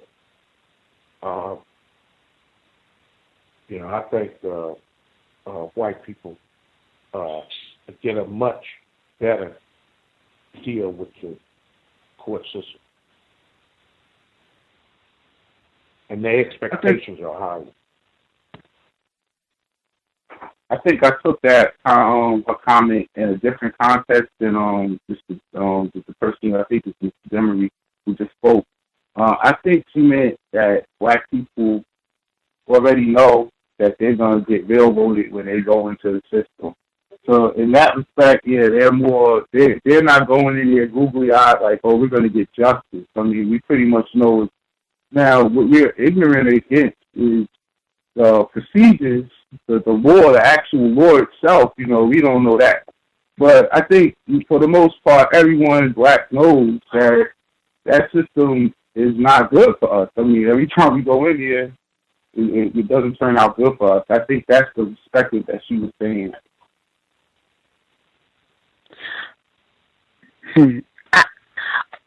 I will tell you, before getting into a courtroom, I mean, you know white people are bad, and you know the justice system is incorrect, but until you actually see it and hit that wall of trauma for yourself and go, I can't believe this is how they do it.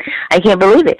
You know, I don't think until you actually hit that wall and understand just how corrupt that system is that I think you just have to be in the room and see it.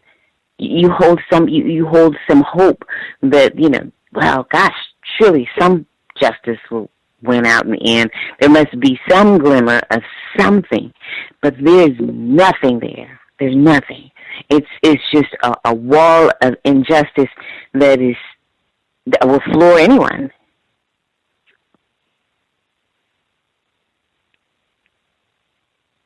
Can I be heard?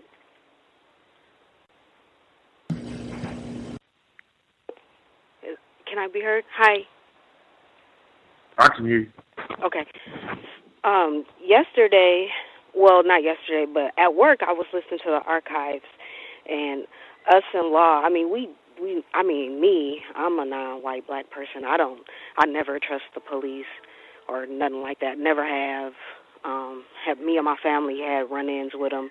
They're horrible. And like Karma was saying, when you actually get into the court, you're like, wow. But going back to that archive that I was listening to, Allen Iverson, on that, it seems like the way they were talking, he didn't really think that they were going to take it as far as they did. I don't know if anybody on the line listened to that, but it seems like how he was talking, he was like, nah, it's not going to go as far as it went. Not getting off the subject of the book, I'm just making a comparison, how maybe we don't think the law is, you know, or the court systems are that bad until you actually have to be in it and you up against it.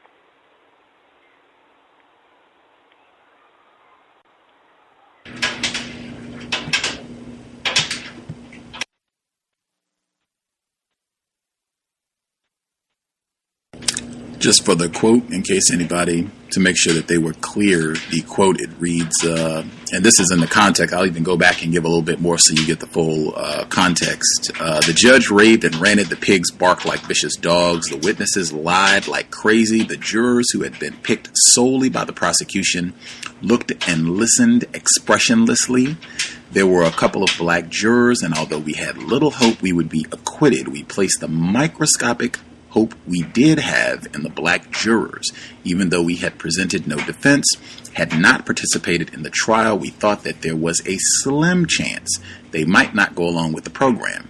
Black people are generally not as brainwashed as white people when it comes to the so-called system of justice. Anybody want to switch sides based on that? Any more clarity?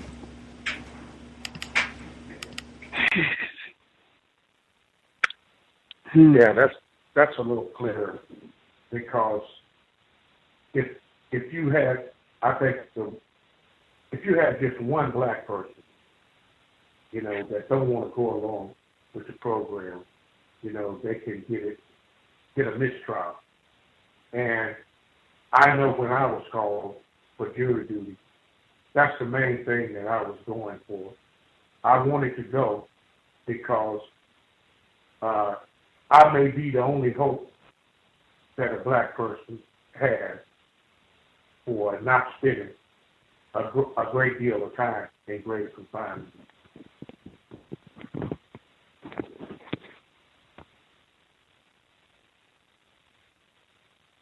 And it worked too. You know, it worked for her. You know, that black juror hung it up. And it went right back to trial, but I mean, it worked for her.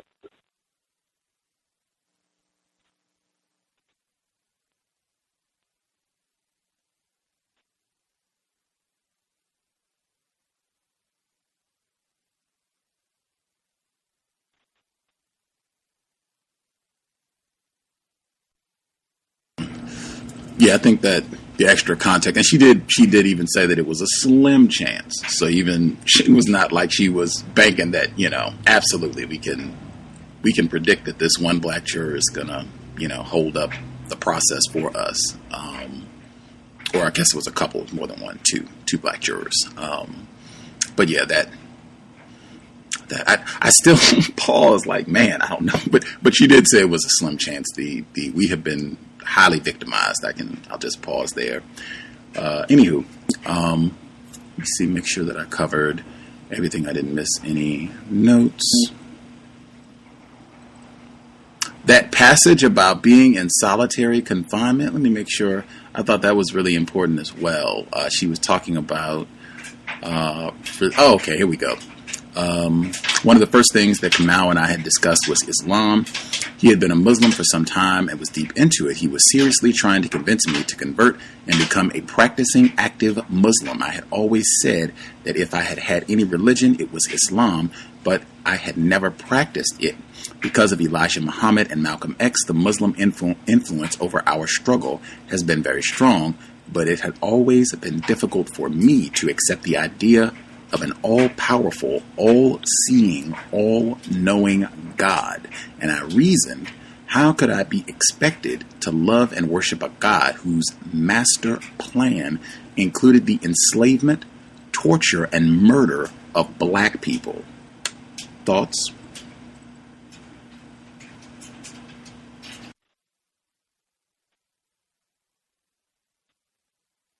I couldn't have said it no better than that. That's just word how you just read it.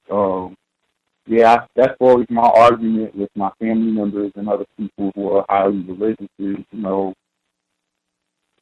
we thought this is the same religion that the people that enslaved us practiced, and I just could never do it. I can't do it. And I just don't see how someone else can. And I mean, there's plenty of black guys out there, way more than one or two white guys they got. So I mean, that's all I have to say about that. But that was very eloquently worded how she worded that. And it's strange how they go from Christianity to Islam. I don't understand that.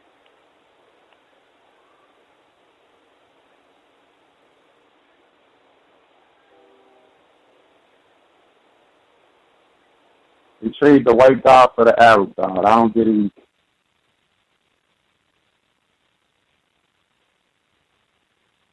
I think that she was right on when she could not accept the idea of an all-powerful, all-seeing, all-knowing God, allowing, in his master plan, the enslavement and torture and murder of black people. That's really good. And that actually should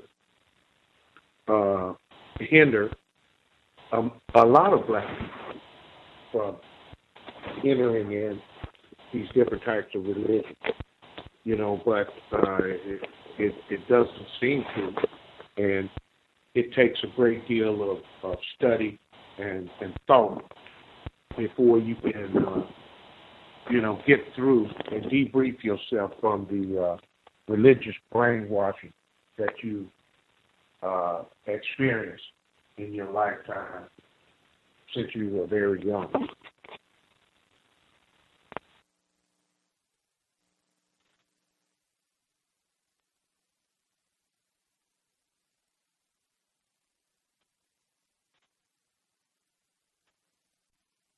About this, because I think a lot of times when I hear people get really excited, enthusiastic about bashing religion, or at least the way that religion has been used under the religion of white supremacy,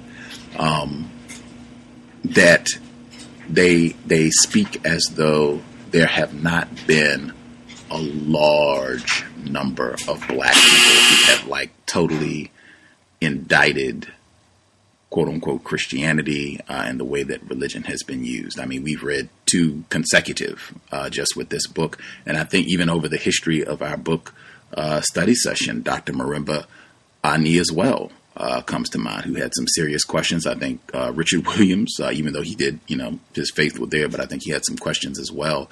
I think we've read quite a few people over the years who've had, very eloquently laid out the logic behind questioning all of this in a system of white supremacy, and even folks that we haven't read, Dr. Cambon, and even one of our former guests is God, a white racist.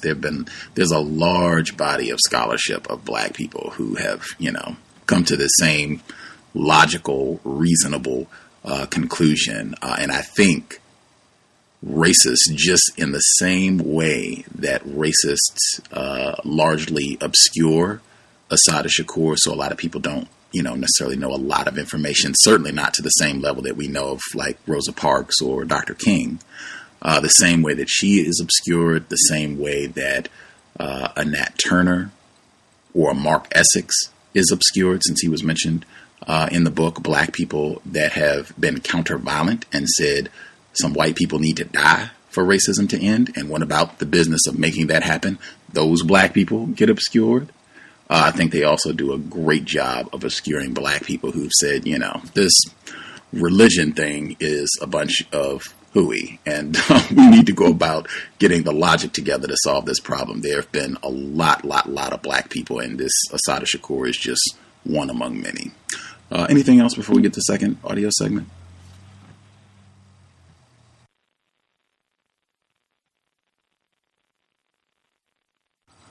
Yeah, I watched the whole thing of the Mark Essex capture. That they got the whole thing on tape on YouTube. Man, he was the man. I mean, I just wish they made the movie, from a real black liberation perspective. Like made him the hero in the movie. He dies at the end. Like how Mark Wahlberg was made out in that war movie. That how they heroized all of those guys. I would love to see that movie. I mean, wish we made our own movie. Have to do it ourselves. They certainly are not in that. I think Assata Shakur touched last week. She spent a lot of time talking about the way that television has been weaponized against us. And I think she was talking about a lot of the older films, Leave It to Beaver and Lassie. I think those are some of the ones that she mentioned from last week. But yeah, they certainly are not interested in projecting any images of black liberation, black self-respect, certainly not black people who are about counter-violence. Like, absolutely not. See anything else? I guess Evelyn, I can plug documentary if folks want to do some research. I said last week we played the audio clip at the beginning was Gil Noble, and he did a documentary on Assata Shakur. He did many great presentations, definitely. He's worthy of a program. Black Excellence in Journalism. He did a documentary. It's on YouTube. It's about an hour. I played a segment of it last week at the beginning. There's also a documentary. It's called Eyes on the Rainbow.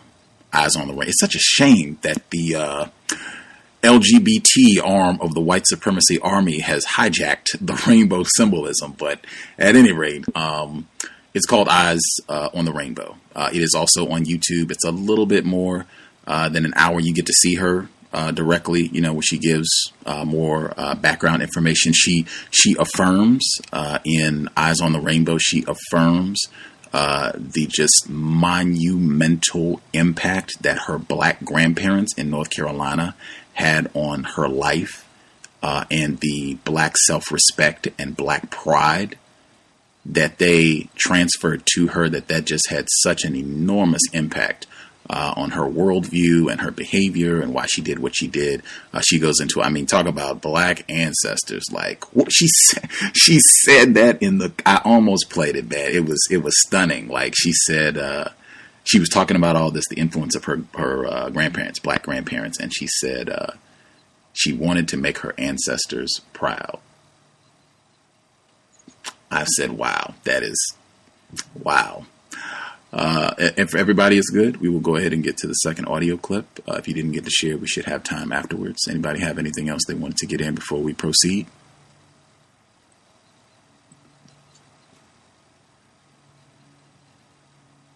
I assume folks are good. If you didn't get your hand up or had something else, just write it down.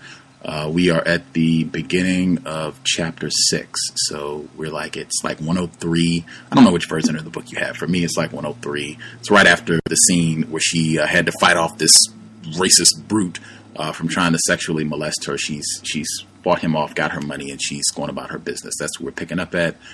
Second audio segment. We're in chapter 6, Context of White Supremacy. I had enough money altogether to rent a cheap hotel room.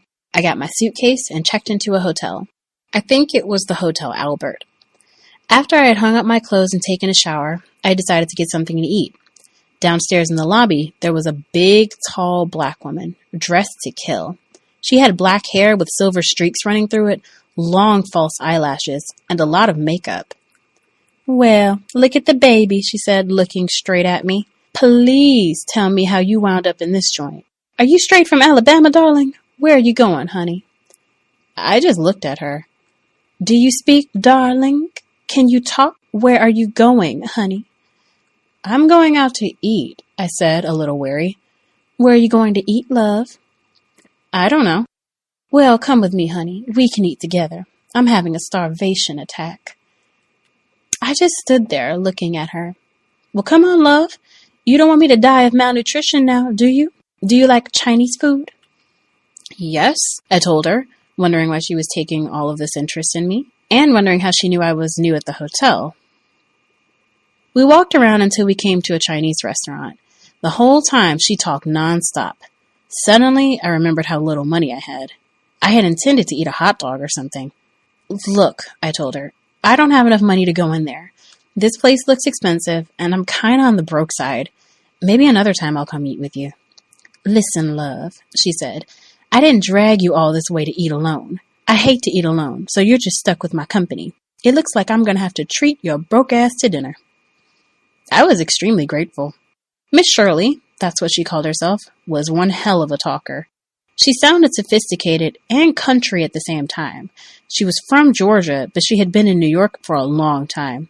She had lived in the village for a long time, too, although she said she was a gypsy. I ordered something like chop suey, the cheapest thing on the menu. "What is you trying to do, honey?" she said. "Make me sick. Look, you sit there with your eyes open and let me do the ordering."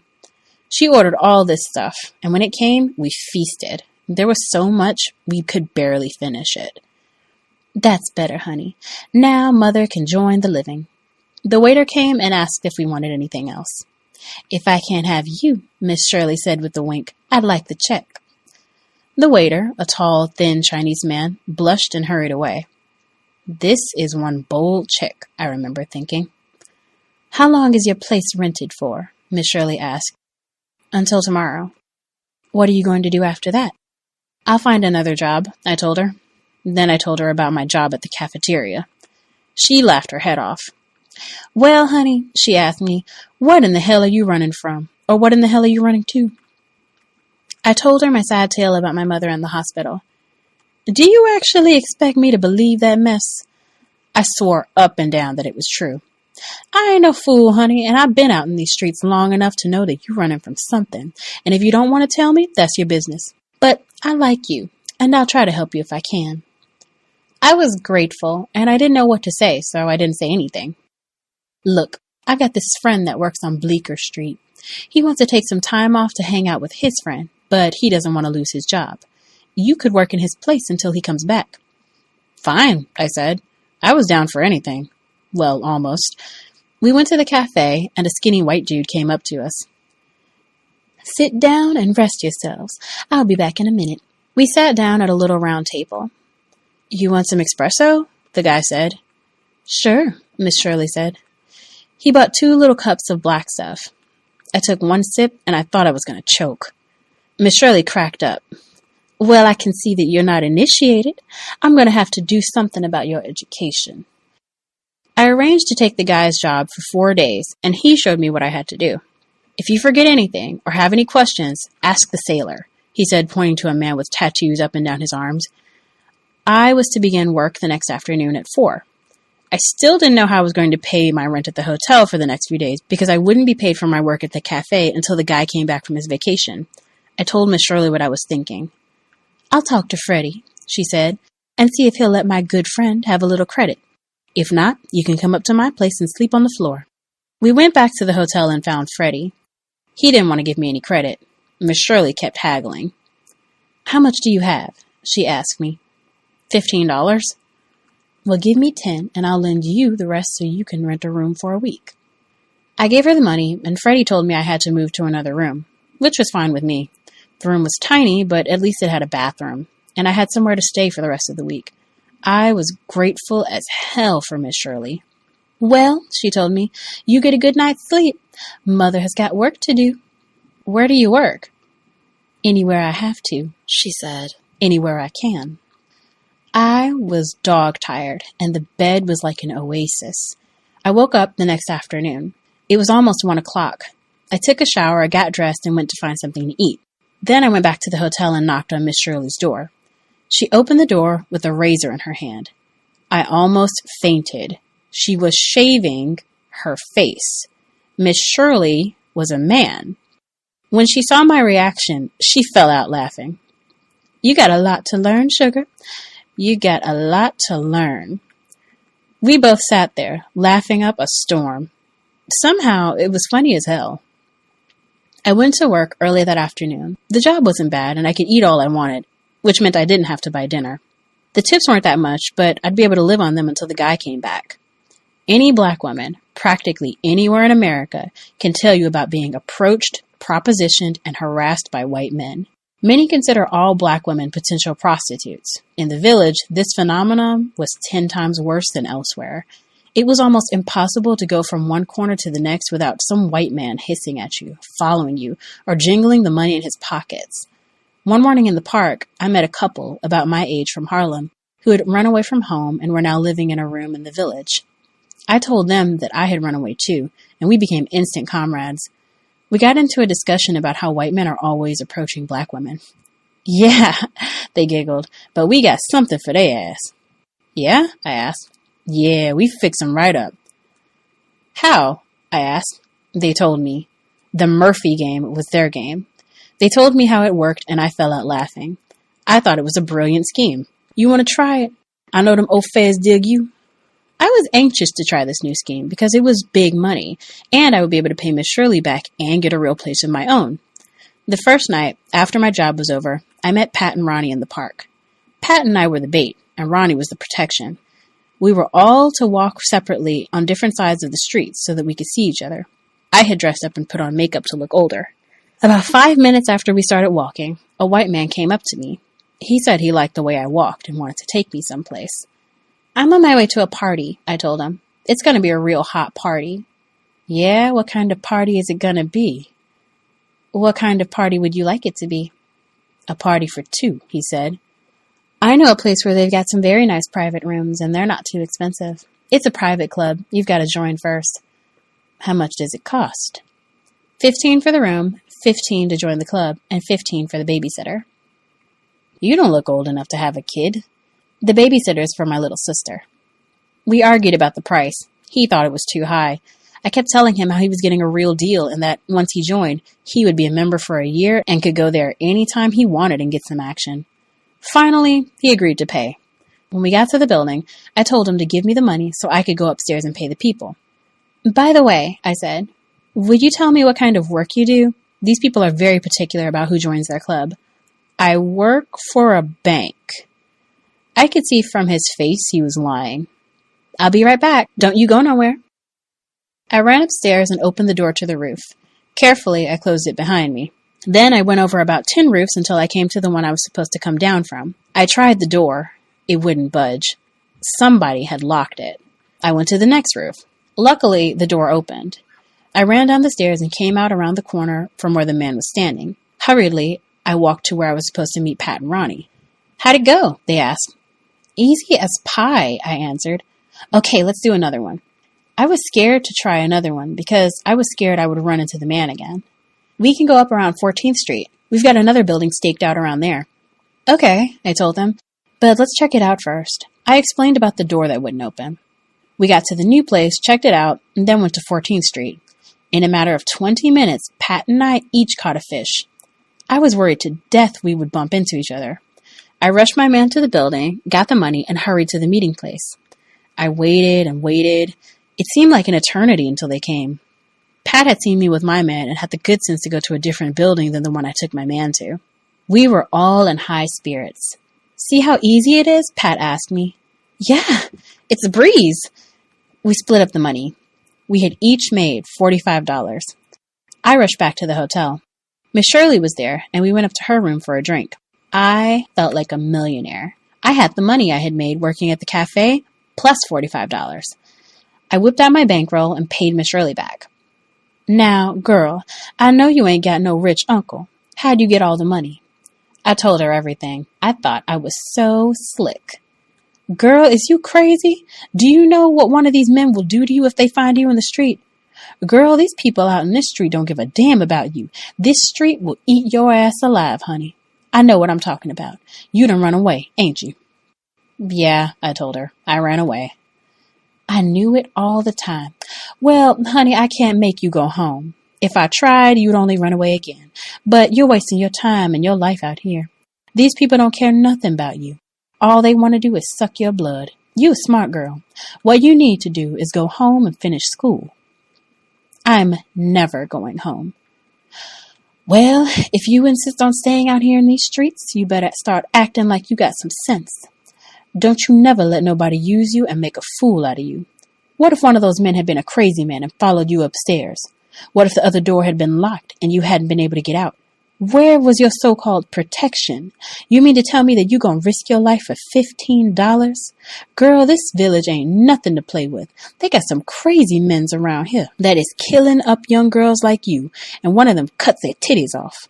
Girl, as far as I can see, that young boy Ronnie don't want to be nothing but a pimp. He ain't done one thing to earn that money. You better start to use your head." I could see Miss Shirley knew what she was talking about. "But what am I going to do, Miss Shirley? You know how hard it is to find a job." "Don't worry, honey. I'll come up with something." The next day, when I went down to the lobby, Freddie was behind the desk. "I hear you're looking for a job," he said. "Uh-huh. You know anything about being a barmaid?" "No," I told him. "Well, you go over to this place, Tony's on 3rd Street, and ask for a guy named Chuck. Tell him I sent you." "Thanks. Thanks a lot." I went over to Tony's and talked to Chuck. "Do you have any openings?" I asked him. "Sure. We always have openings for foxes like you," he laughed. "Do you know the setup?" "No." $15 a night, and you get a quarter for each drink and $1 for each bottle of champagne. I looked at him blankly. "Your job is to sit and look pretty and keep the customers happy and buying. You work from 8 in the evening to 4 in the morning when the place closes. What you do after that is your business. Just don't make any deals on the premises." "Yes," I answered wearily. "Well, then, see you tonight." When I got back to the hotel, I told Miss Shirley about my new job. "All right, honey, but you be real careful. There are a whole lot of crazy peoples around here, and you keep looking for a real job so you can go to school at night. Now come on upstairs and let me show you how to put your face on. You look like a 2-bit hoe." At 10 to 8, I was at Tony's. Chuck was there and introduced me to the barmaid. Her name was Joyce. "Come here for a minute, honey," she told me and went to the end of the bar. I followed her. "You like whiskey sours?" "I guess so. I never had one." "Whatever you do, don't get drunk. I'm going to make your drinks without the whiskey. If a customer comes in and I know he's the suspicious type, I'll make you a real one. If you want a drink with whiskey in it, just order with your hands folded. There's not too much I can do about the champagne. I'll try to keep pouring it into the man's glass, but it's not too bad, and the bottles are small." "Okay, thanks." I went to the bar and sat down. In a few minutes, a couple of white guys came in. They sat 2 seats down from me and kept looking in my direction.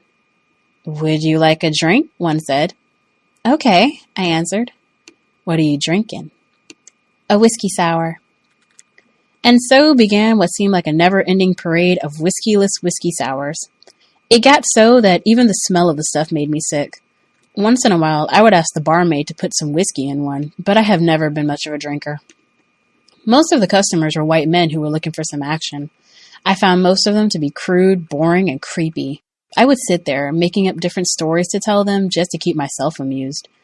Another object of these stories was to get them to spend as much money as possible. If I thought that the man would go for a sob story and hand over some money, I would tell him a real tearjerker. Other times, I pretended to be a college girl going to NYU. This made them less likely to be bold. When I played a college girl, I usually said that I was a math major, because people never know the first thing about math.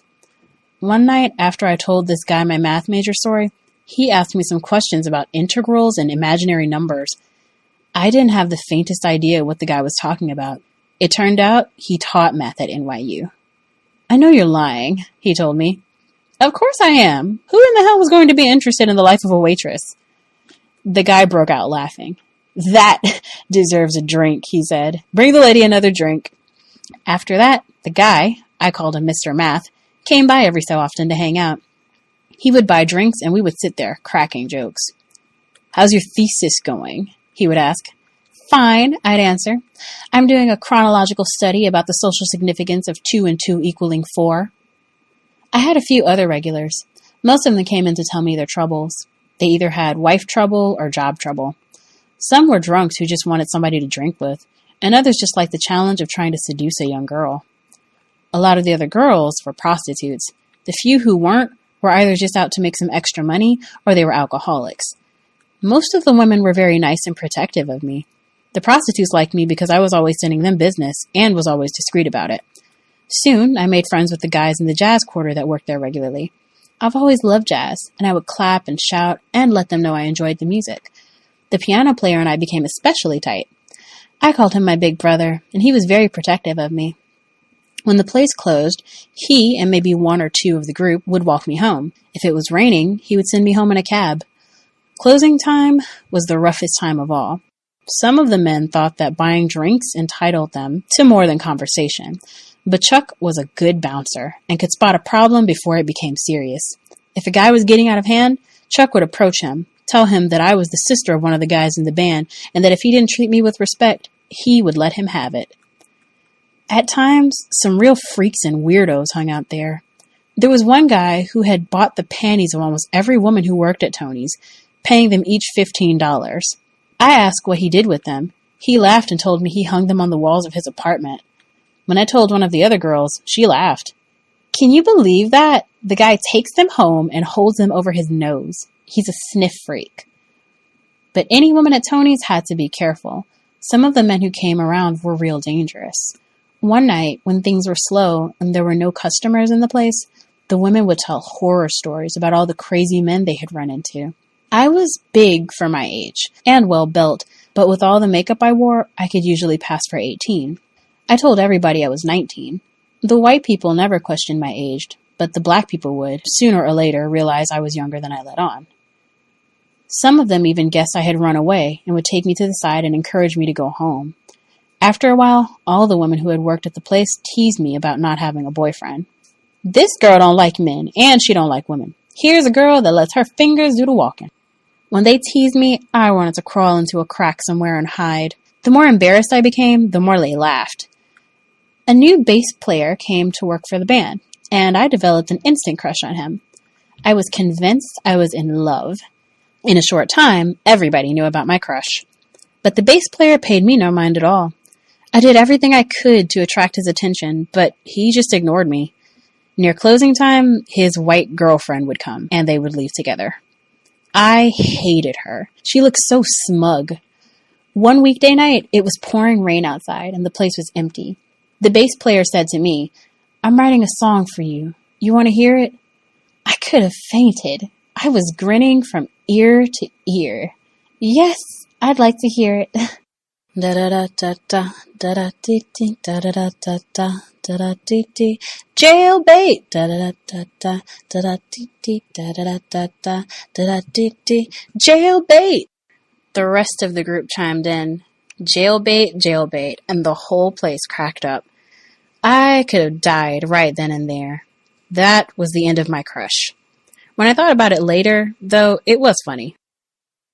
A lot of black men that I met in the village were hung up on white women. Some of them would come right out and tell you, "Man, I can't dig no spade chick. Give me an au fait every day." When I asked them why, they said white women are sweeter. Black women are evil. White women are more understanding. Black women are more demanding. One of the things that really infuriated me was when they called black women sapphire. You know how you nigger women are? Sapphire, evil.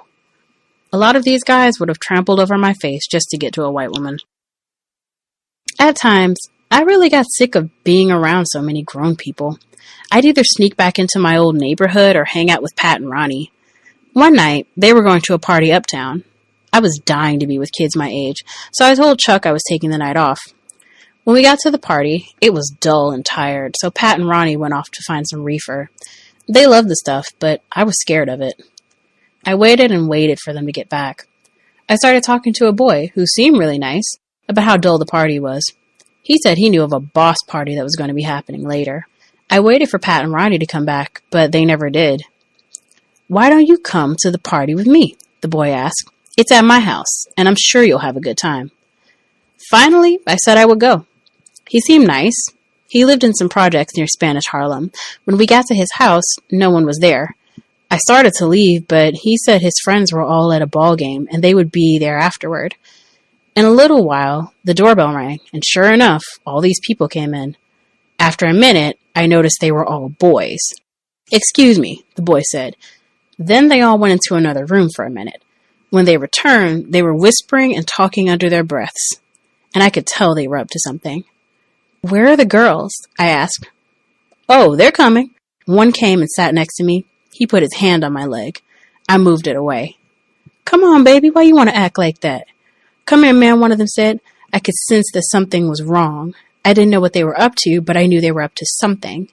I picked up my pocketbook and my sweater. "I'll have to be going." "No, baby, you ain't going nowhere." "I've got to go." I started walking towards the door. One of them grabbed my arm and yanked me away from the door. "Sit your ass down, bitch. We got plans for you." I knew it now. They were going to rape me. I had heard people talking about trains, but I had never thought it would happen to me. I sat still for a minute. Then I made a wild break for the door. They tried to grab me, and I fought like hell. The fight didn't last too long, though, because in a minute they had held me down on the floor. They were pulling up my skirt and taking my blouse off. I cried and screamed.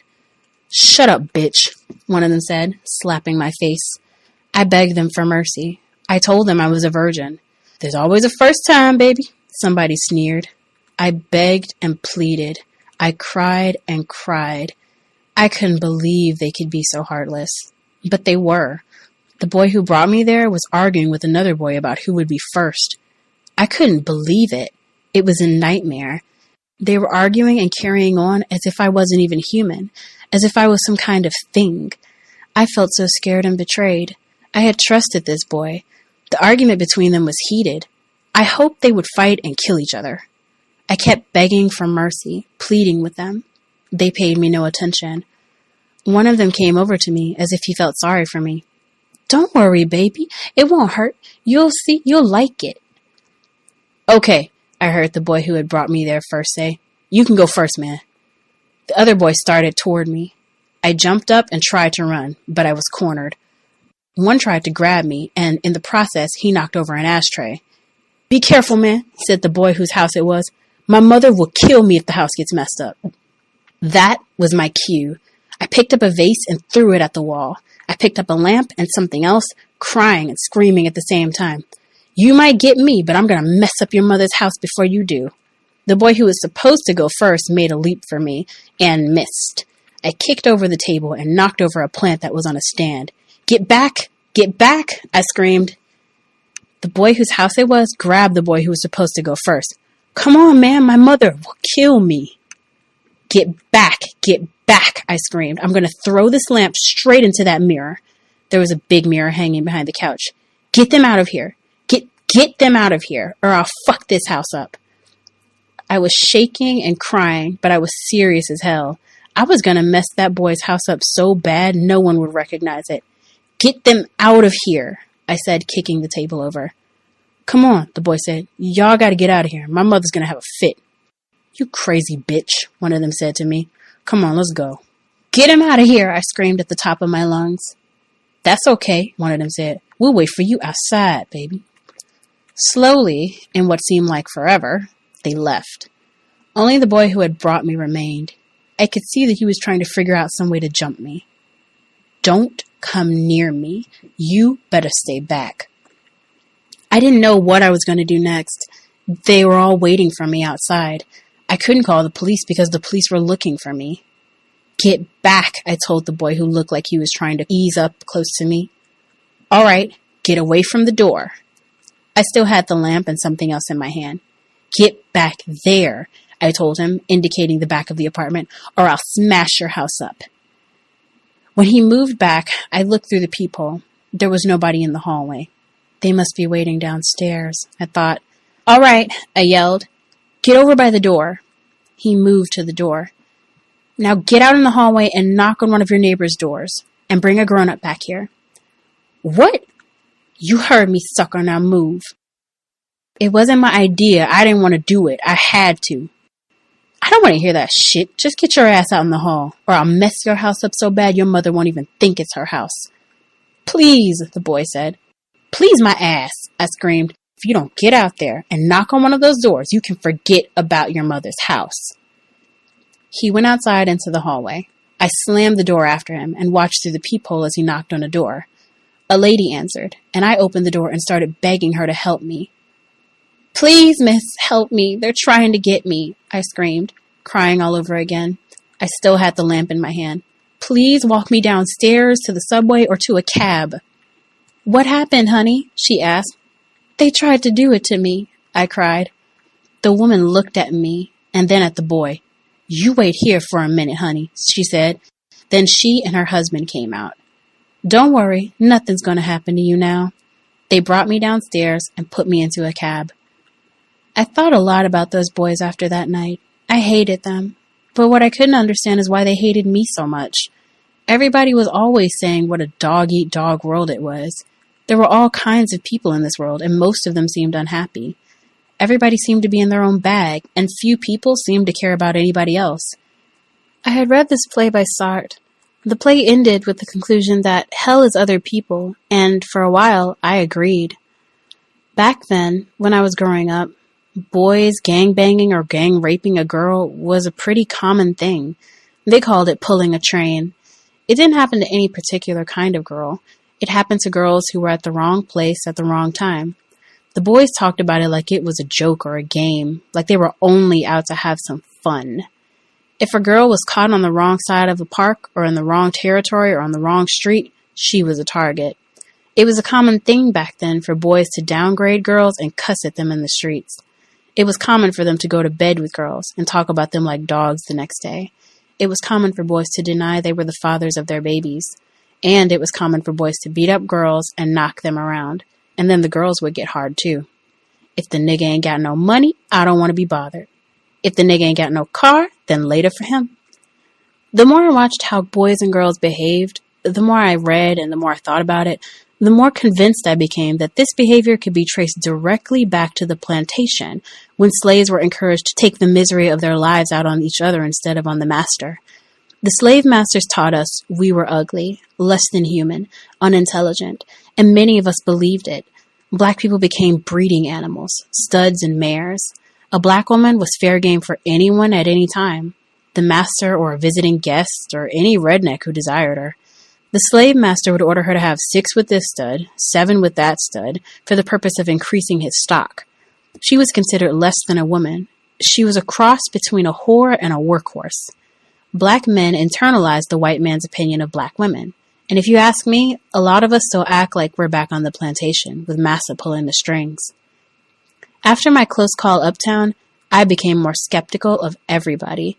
I was much more careful about the situations that I let myself fall into. I would talk to the men at Tony's, but more and more, I became strictly business. The more I saw of street life, the uglier it was. One day, as I was walking down 8th Street, I saw one of my aunt's friends. Her name was Abby or Addie or something like that, and she was as big as a truck. I turned my head, hoping she wouldn't recognize me. Joey! Joey! I heard her cry out. I kept walking. She kept calling. I kept walking. Then I felt her grab my arm. I know you, she said. You're Joey. Your aunt and your mother are worried to death about you. I don't know what you're talking about, I said. My name is Joyce, and I don't know you or anyone else that you're talking about. Come off it, Joey, she said. You're not fooling me. Come with me while I call your aunt. She had my arm in an iron grip. I thought of making a run for it, but she was too big to play with. She took me to some bar and told me to sit at the counter while she made the call. As soon as she started dialing, I made a beeline for the door. She was right on top of me, grabbing me with that iron grip.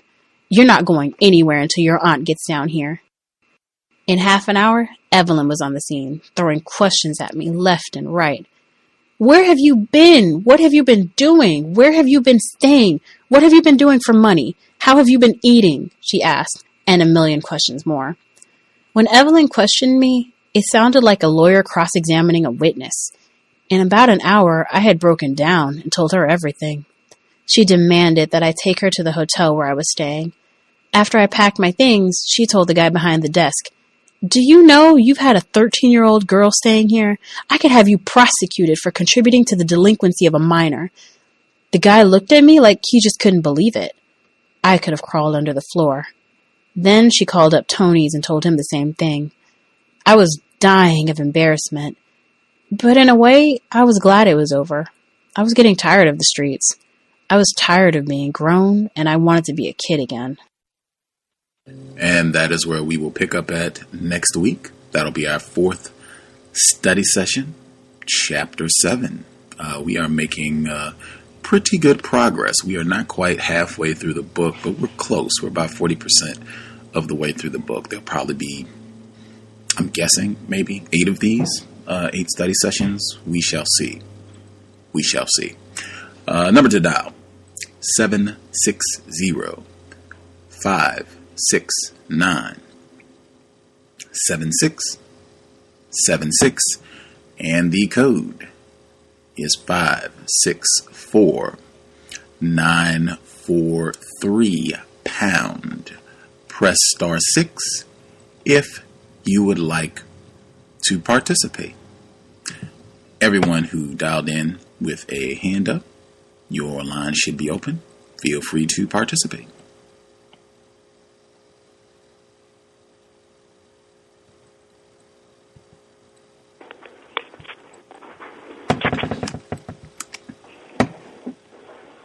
Oh, that almost rape scene. Woo!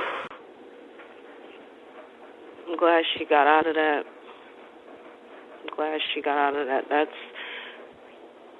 That's horrible, but she was just a child basically out in the streets.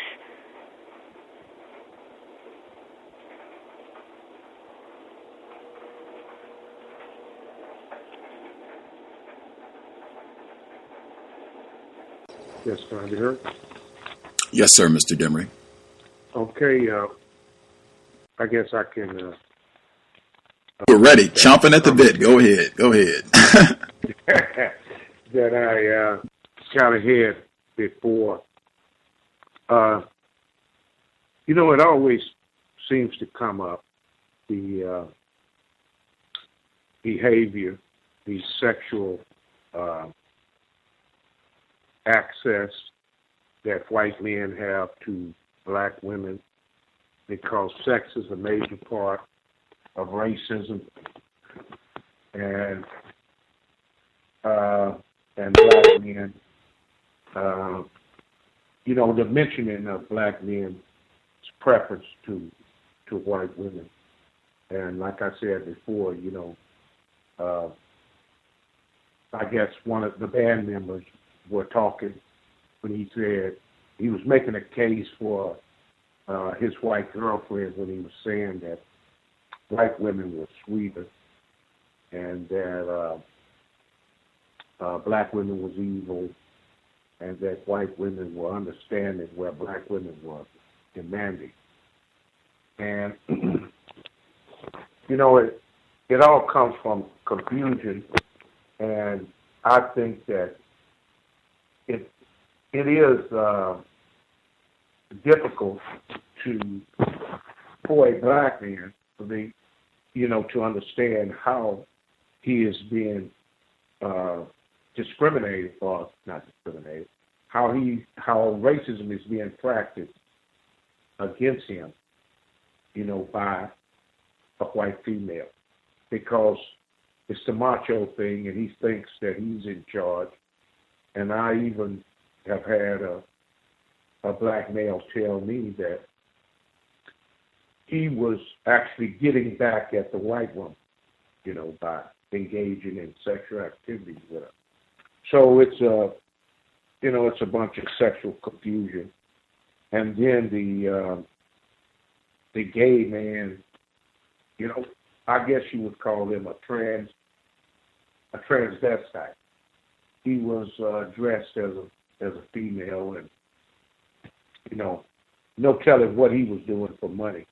I guess we could imagine. But he did give her a little bit of support. She didn't have anything to eat, and she was wayward and a runaway.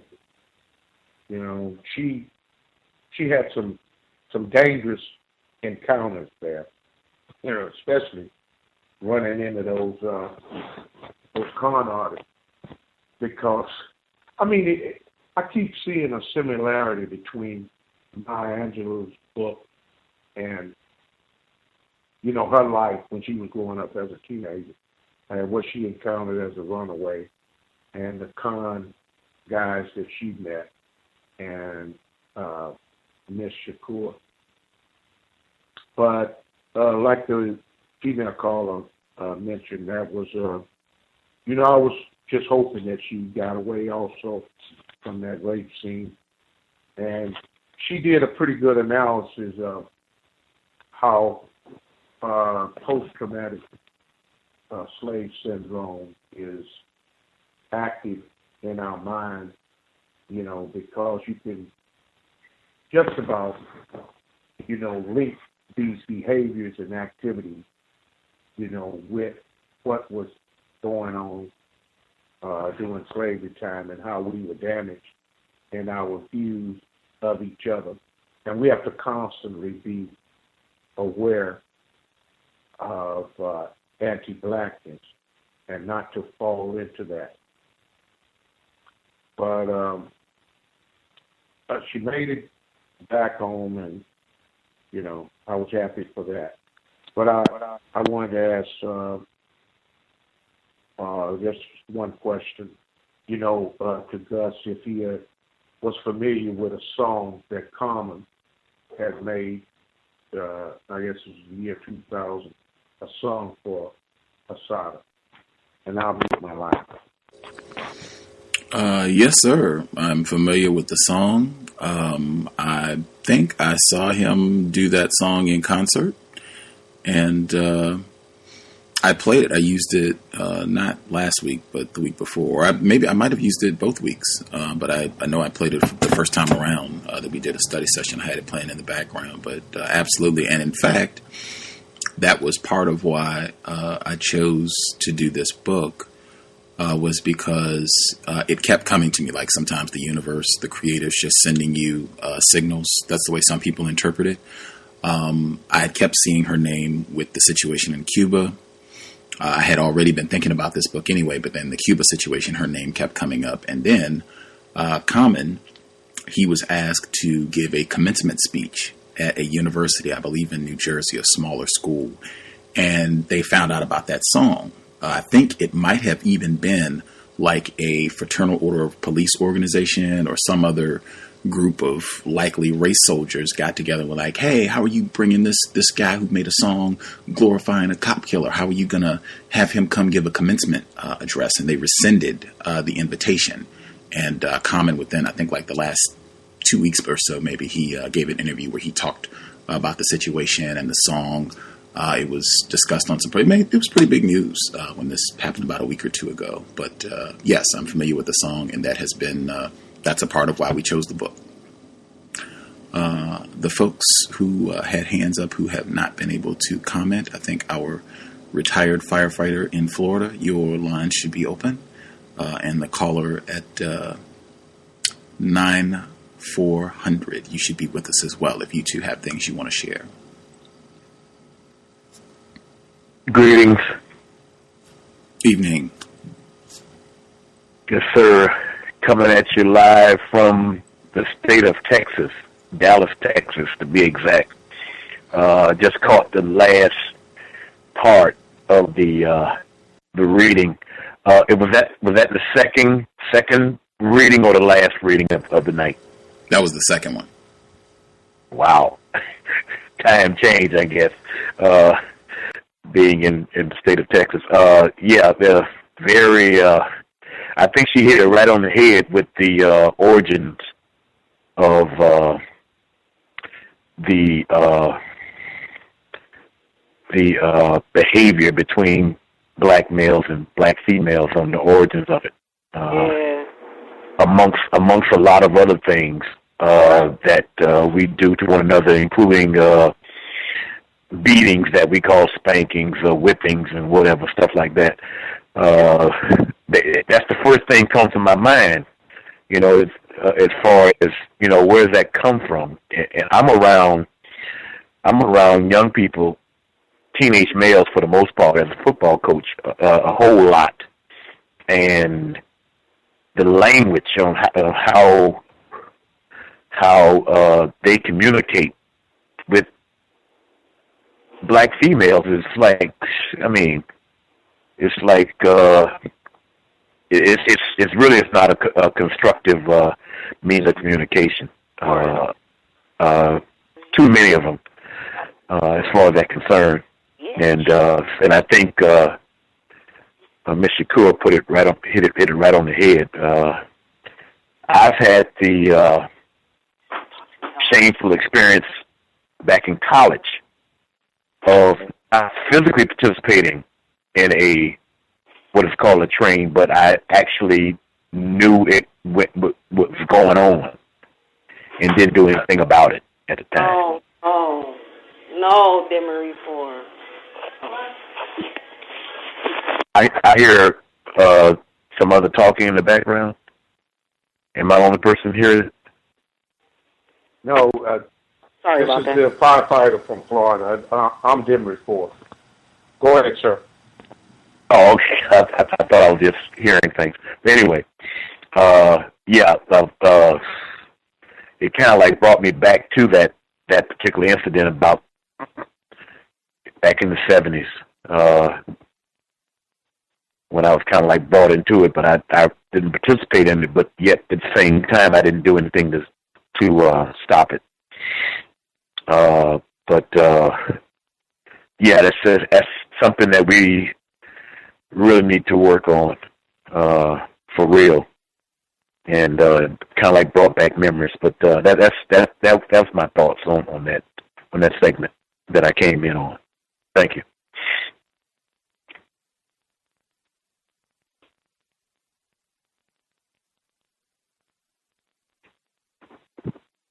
Might be heard. I can't hear you, Thomas, in New York. I was just going to check in to make sure. The caller at 9400, since we haven't heard from you. Did you have anything you wanted to share? I'm just listening, and right now I probably have a lot of background noise. Do I have a lot of background noise? You're okay. Okay, basically, as a woman, yeah, you guys do need to work on that. It has to do with, we either spiral, it's like our hair. We either spiral up together or we spiral down together. It's not all you guys' fault. It's not all of our fault, but together it's all of our fault, together, men and women. And we have to really, really work on it, because it gets to the point where, I'm a person who, haven't done anything, and I am disrespected by black men constantly. And frankly, I get more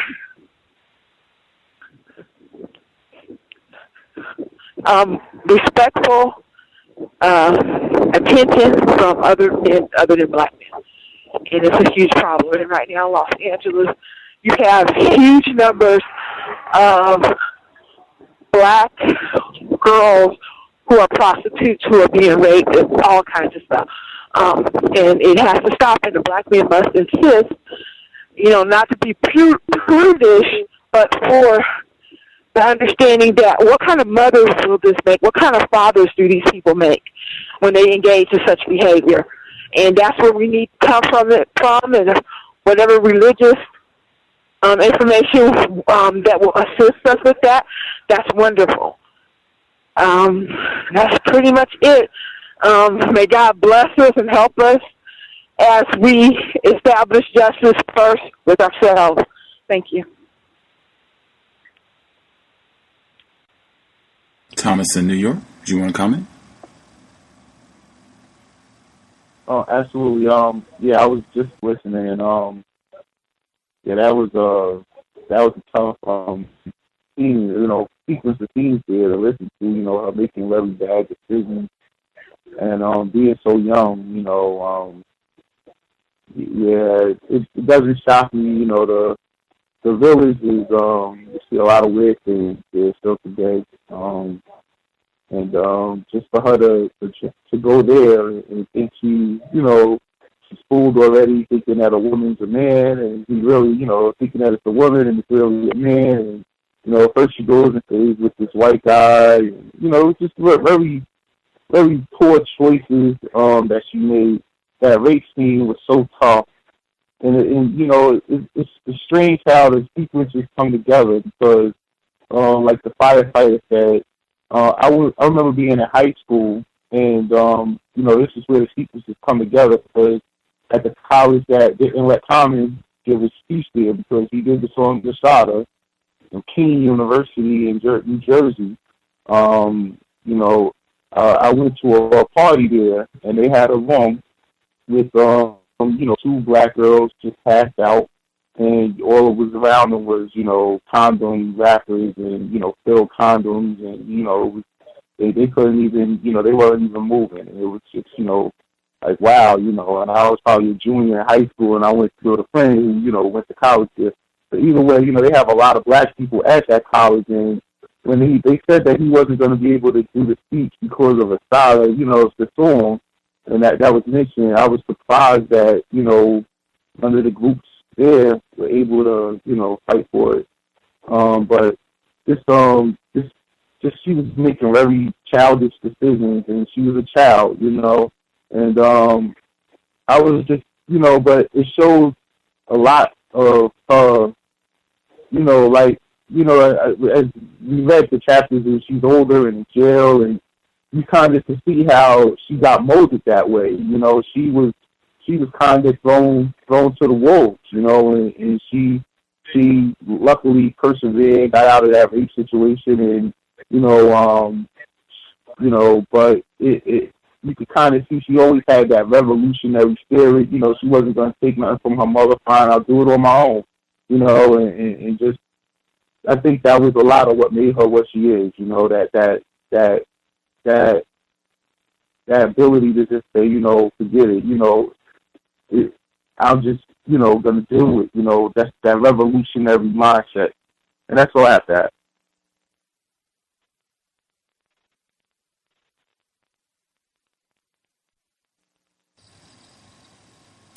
Karma, if you're in the building, or any of the other folks, if you have not been... Oh, I didn't see we had other callers. Hang tight. The person 2157, you should be with us as well. 2157, if you had comments you wanted to add, as well as 8179, you both should be with us.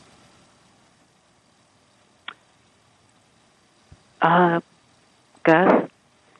Yes, ma'am. It's Nervous Ohio. Oh, right on, right on. Well, when she was talking about being pursued by white men, I've heard that story from my mother. I've heard that story from my aunts. My mother used to work at a hospital and worked the second shift, and when she got off from work, it was nothing to be pursued by white males. Myself, when I was as young as 12 years old and waiting on the corner for a bus, it was nothing to be pursued by white males. So this is something that I think that a lot of black women, especially in my mother's day and even in my day, haven't really discussed with black males. just how dangerous it can be for black women. Of course, I know that you mentioned a book by a woman that is going to, and I haven't read the book. I think it's called At the Dark End of the Street, where she's written a book about black women who were raped during the Jim Crow era. So, this is an ongoing problem.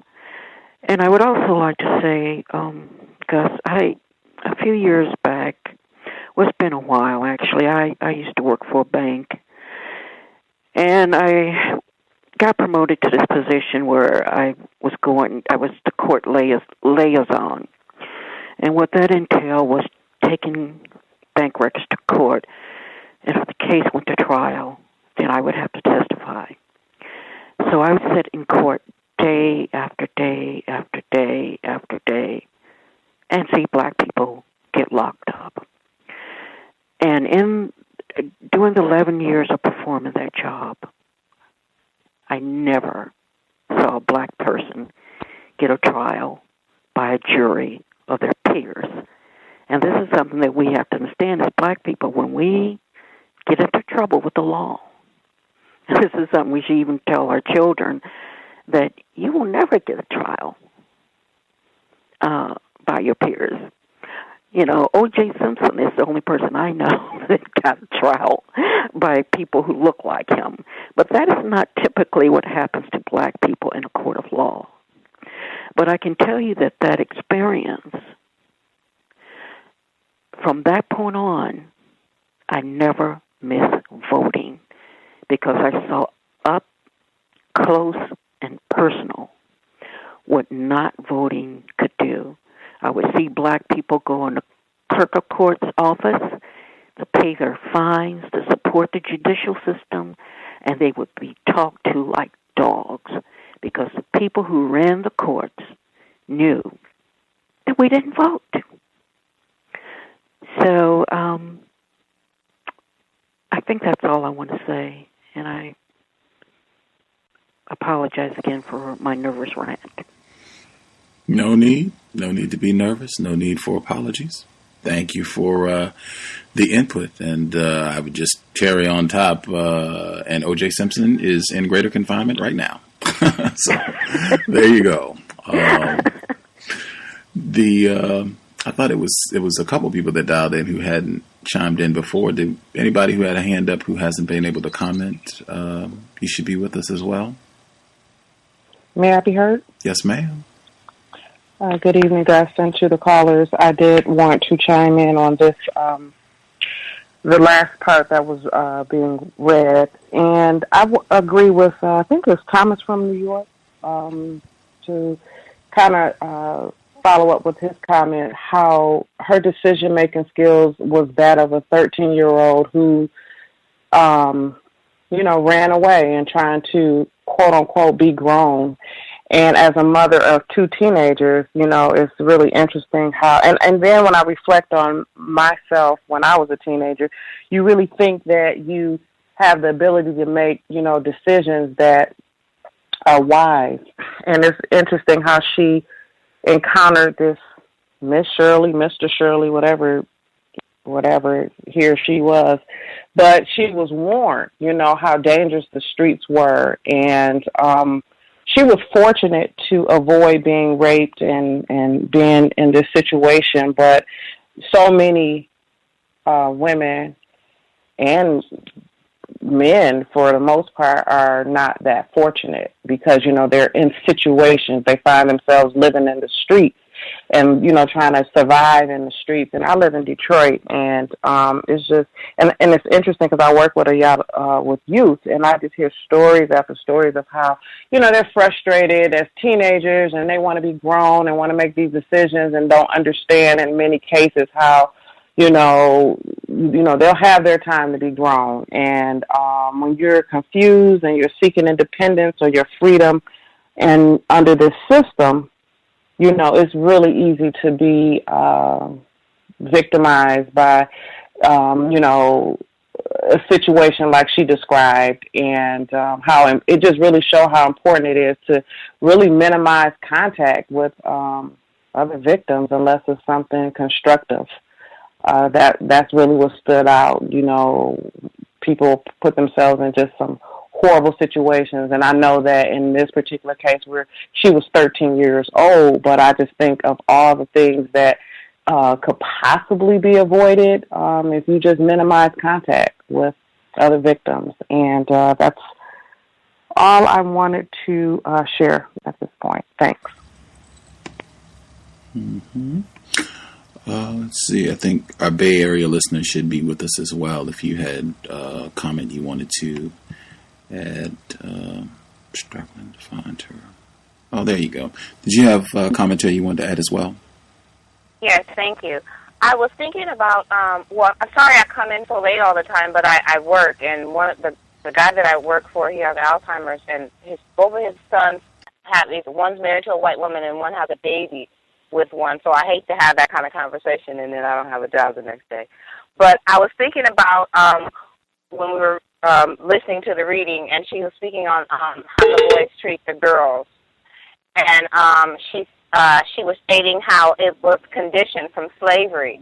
And I was listening to, I got a link maybe 2 days ago from one of my friends. He lives in Canada. And it's a Caucasian male. He had Tom, I'm driving him the reading, Tom, Leykis. So whoever the guy is, he has a radio show. So at this particular moment, he's, well, you know how white guys, by nature, they don't really have respect for women. So I've noticed that the black men have adopted that attribute of the black men. And, you know, black women, we've adopted a lot of the white women's characteristics. But he's talking about, you know, sex on the first date, and the Caucasian male, just real raunchy and disrespectful. He, you know, how he runs through the women, doesn't really care for American women. And they use different code words, but then he's like, well, I'm going to reach, he's bothering Usher. Usher must have made a statement saying that women should be treated with respect. Don't just treat the women like video hoes and this, that, and the third. Just trying to, you know, because he did have a mother, and he's a cool little kid. So he's just disrespecting them, talking them down on him. And then he mentioned, he's like, okay, well, we're going to get my black callers on. All my black friends call in. And then they got all these different black guys. And basically the black guys were just came in and ripping up the black women and just kicking them down. They're just this and this, and all they want is money, and they're gold diggers, and then they don't do this and that in the bed. And you got, you know, because we're the original mothers, so we have morals by nature, you know, anything else that we're going against the grain. So no, we're not put down on the first day, putting out for twos and fews, those kind of things. So they're just really talking real raunchy. So he's allowing the black males to vent, because usually, since they're conditioned the way they are, they're going to say things against, you know, the black woman. So the black woman is this, and they're just proud, and so everyone's just disrespecting the black woman. But what I noticed is we get that from the white men. And I'll be quiet. Mm-hmm. Right on. Did we miss anybody? Anybody not able to get their second comment, or not second comment? Anybody not able to make a comment after the second audio clip? There we go. Anybody didn't get an opportunity?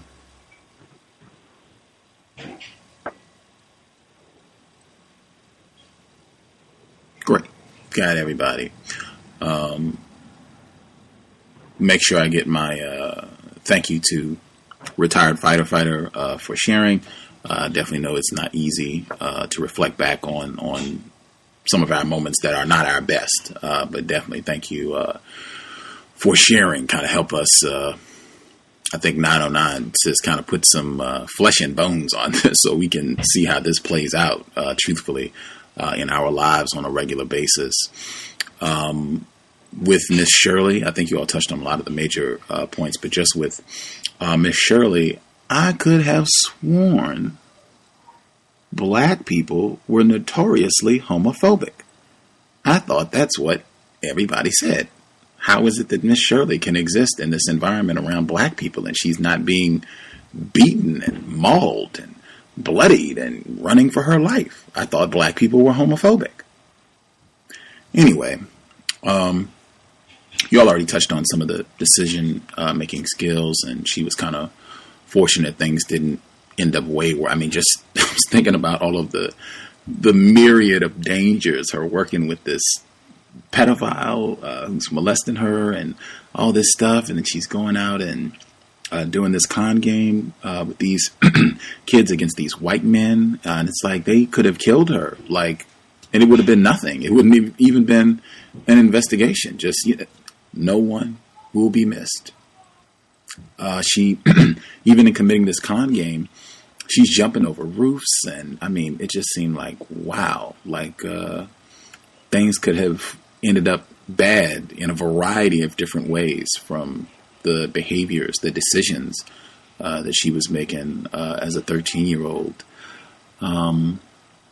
The gang rape scene, it reminded me, I don't know if people have read Nathan McCall, Make Me Want to Holler, black male journalist. I don't know, people. Anywho, if you haven't read it, you should maybe check it out. It's pretty interesting. Gives info about racism, but he talks about that same despicable phenomenon, this just total blatant disregard for femininity and raping and just all of the sexual terrorism and sexual abuse that goes on. And really, it is in an environment that is encouraged. We talked about this with Dr. Baruti, the sex imperative. Even some of our other guests have talked about how this gets promoted. And really, when you're in a system of injustice, any kind, excuse me, any kind of abuse of people is promoted, encouraged, tolerated of black people. It's already, this is life unworthy of life, so who cares? Whatever. If you want to go out and kill 80, 100, 10 million black people or rape them or anything else, who cares? It just promotes that type of thinking, and I think all of you all have done a great job just pointing that out, that we end up being contaminated and carrying on those exact same wretched behaviors. And we did a whole series of programs talking about that sexual abuse and different resources folks can check out. Black Survivors of Sexual Abuse website. Folks can check out great information. But absolutely, I think that is one thing that we could devote more time and energy to, like really being serious and talking about sexual abuse, talking about it with your children, things to look out for, what to do, strategies you want them to have, and just really being mindful. That's such a massive problem. And I think Mr. Fuller talks about that all the time. When you damage someone sexually, I mean, that can have long range, like lifelong adverse impacts on how a person thinks and their ability to function, their ability to relate to other people. I mean, it's horrendous, the damage that does to people. That's one thing we definitely should be investing more time and energy to discuss and minimize, eliminate immediately. Yeah, that Murphy, I've never heard that before. It reminded me, this segment and the first audio segment, both of them reminded me of Minister Malcolm X, because they both had pretty, I would say, sharp analysis of the sexual dynamic under the system of white supremacy. But it also, this week's section, particularly the first audio segment, where she was talking about the musician, and she had a crush on him, he had a white girlfriend, and they were, she gave the laundry list of excuses and everything that some of the black males would give for why they preferred a white woman. None of those reasons being racism, white supremacy. It reminded me of that passage in Minister Malcolm's autobiography, where he says that the participants in these arrangements, that they don't respect each other, right? He was saying the black person doesn't really respect the white person, that they're just, taking advantage, trying to get some money or whatever, but they don't really respect that person. And I said, when we read Mr. Malcolm's book, I said then that I didn't think that was accurate. And I, cited different text from his book where I thought, pointed out that to me is just not accurate. I think some of the passages from this book as well point out that the black males talking about how evil and demanding black females were and how sweet and wonderful white women were. That to me does not sound like someone who has no respect for a white woman. I could be in error. Did anybody have anything else they wanted to get in the last 90 seconds before we conclude? I have one question. Oh. Is the gang rape, is that gone because I'm older, or is that gone because it was a 70s thing? I think it's still here. They just had the Steubenville case, which was kind of the same thing, where they were molesting some female who was kind of incapacitated in some way and taking pictures of it and what have you. So there's lots of evidence that is unfortunately still very much a problem. May I be heard? Yes, ma'am. Oh, yes, and basically, in my opinion, remember in the book where the boy goes, "I didn't even want to do it," and he felt that he was made to do it. Mm-hmm. I feel like a lot of the gang rape things that happen, and I know a person who, and some of it is these girls are participating in what they call train. Okay, but a lot of this is that if black on black for men, when you guys' opinion of each other and what you guys think is cool shapes a lot of this. It shapes so much of it is you guys I don't think realize how much of it is shaped. And if black men have a culture, make it cool, to be, not just don't sexually assault people, but and not because we're trying to quote act like white people or anything like that. But what we need to do is we need to say, what is it that we need to do for ourselves to make family, which is the basic unit of our society? How should that look? What is the optimum way that should look? And I'm telling you, I think if men pressure other men to, first off, not to do this, not to have sex with right now, like I said in Los Angeles, not to have sex with underage prostitutes. And if men truly put pressure on other men, a lot of this could get cleaned up because we're free now. People are not knocking down my door, our white men, and demanding or raping me or whatever. That's not happening now. Not to say that. We've made some milestones from our blood, and what we have to do is we have choices that we can make, and we have to make those choices. And I think honestly, we can clear up 20%. 20% of this problem is what black men consider cool, and it has to be cool all across the board, from the cradle to the grave. How you guys are to behave towards black women and towards all women. And if you guys do that, 80% of our problem, in my opinion, will be solved. Because a lot of this has to do with, with women being violated, and then they're taking it out on the other men, and then they're taking it out on their male children. It just goes on. It's like a spiral. We spiral up together, or we spiral down together. Thank you. That will do it. We have done our 3, and we should be back next week. Same program time, 8 p.m. Eastern, 5 p.m. Pacific. We should be picking up on Chapter 7 for next week, right at the beginning. Chapter 7 for next Friday. We should be here tomorrow. Compensatory call-in. 9 p.m. Eastern, 8 p.m. Central, 6 p.m. Pacific.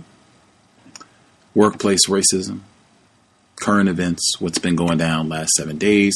Definitely look forward to hearing from folks. I guess this is a so-called holiday weekend. I don't know. That impacts if folks have plans for the weekend. If you're doing all that, be codified, be safe, make wise choices, reflective of our position in the system of white supremacy. Just because it is a so-called holiday does not mean that you abandon codification. Might even need to increase it.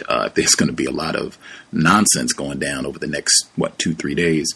Anyway, if you get confused, have questions, feel free, drop an email, untiljustice@gmail.com. Invest if you think the program is constructive. Racism-notes.blogspot.com. Racism-notes.blogspot.com. PayPal button, top right corner. Listener-supported counter-racist radio. If you are not into PayPal, let me know. You can drop me an email and we'll get you a physical mailing address.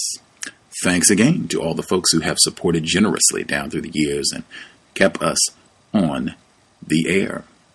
We'll see everyone in about 24 hours. Again, I will make my appeal. Under conditions of white terrorism, sobriety would be best. If you got to consume intoxicants, I would definitely suggest no whites be present. Even be careful of the non-white people that you have in your company. Just a lot of times that can produce a lot of that incorrect behavior and just unnecessary problems. You definitely don't want to be behind the wheel. I would even say be cautious about being a pedestrian under the influence, because racists, white race soldiers, don't need much provocation.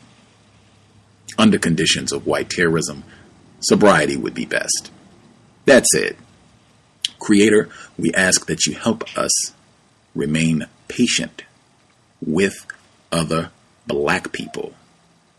We ask that you help us remain patient with ourselves. Remind us to demonstrate the highest levels of black self-respect at all times, in all places, each and every time we are in contact with another black person. It has been time. Replace white supremacy with justice immediately. Context of White Supremacy signing out. Thanks all for tuning in. Nigga, you so brainwashed. I'm a victim, brother. Problem. You're a victim. Yeah. I'm a victim of 400 years of conditioning. Shut up. The man has programmed my conditioning. Even my conditioning has been conditioned.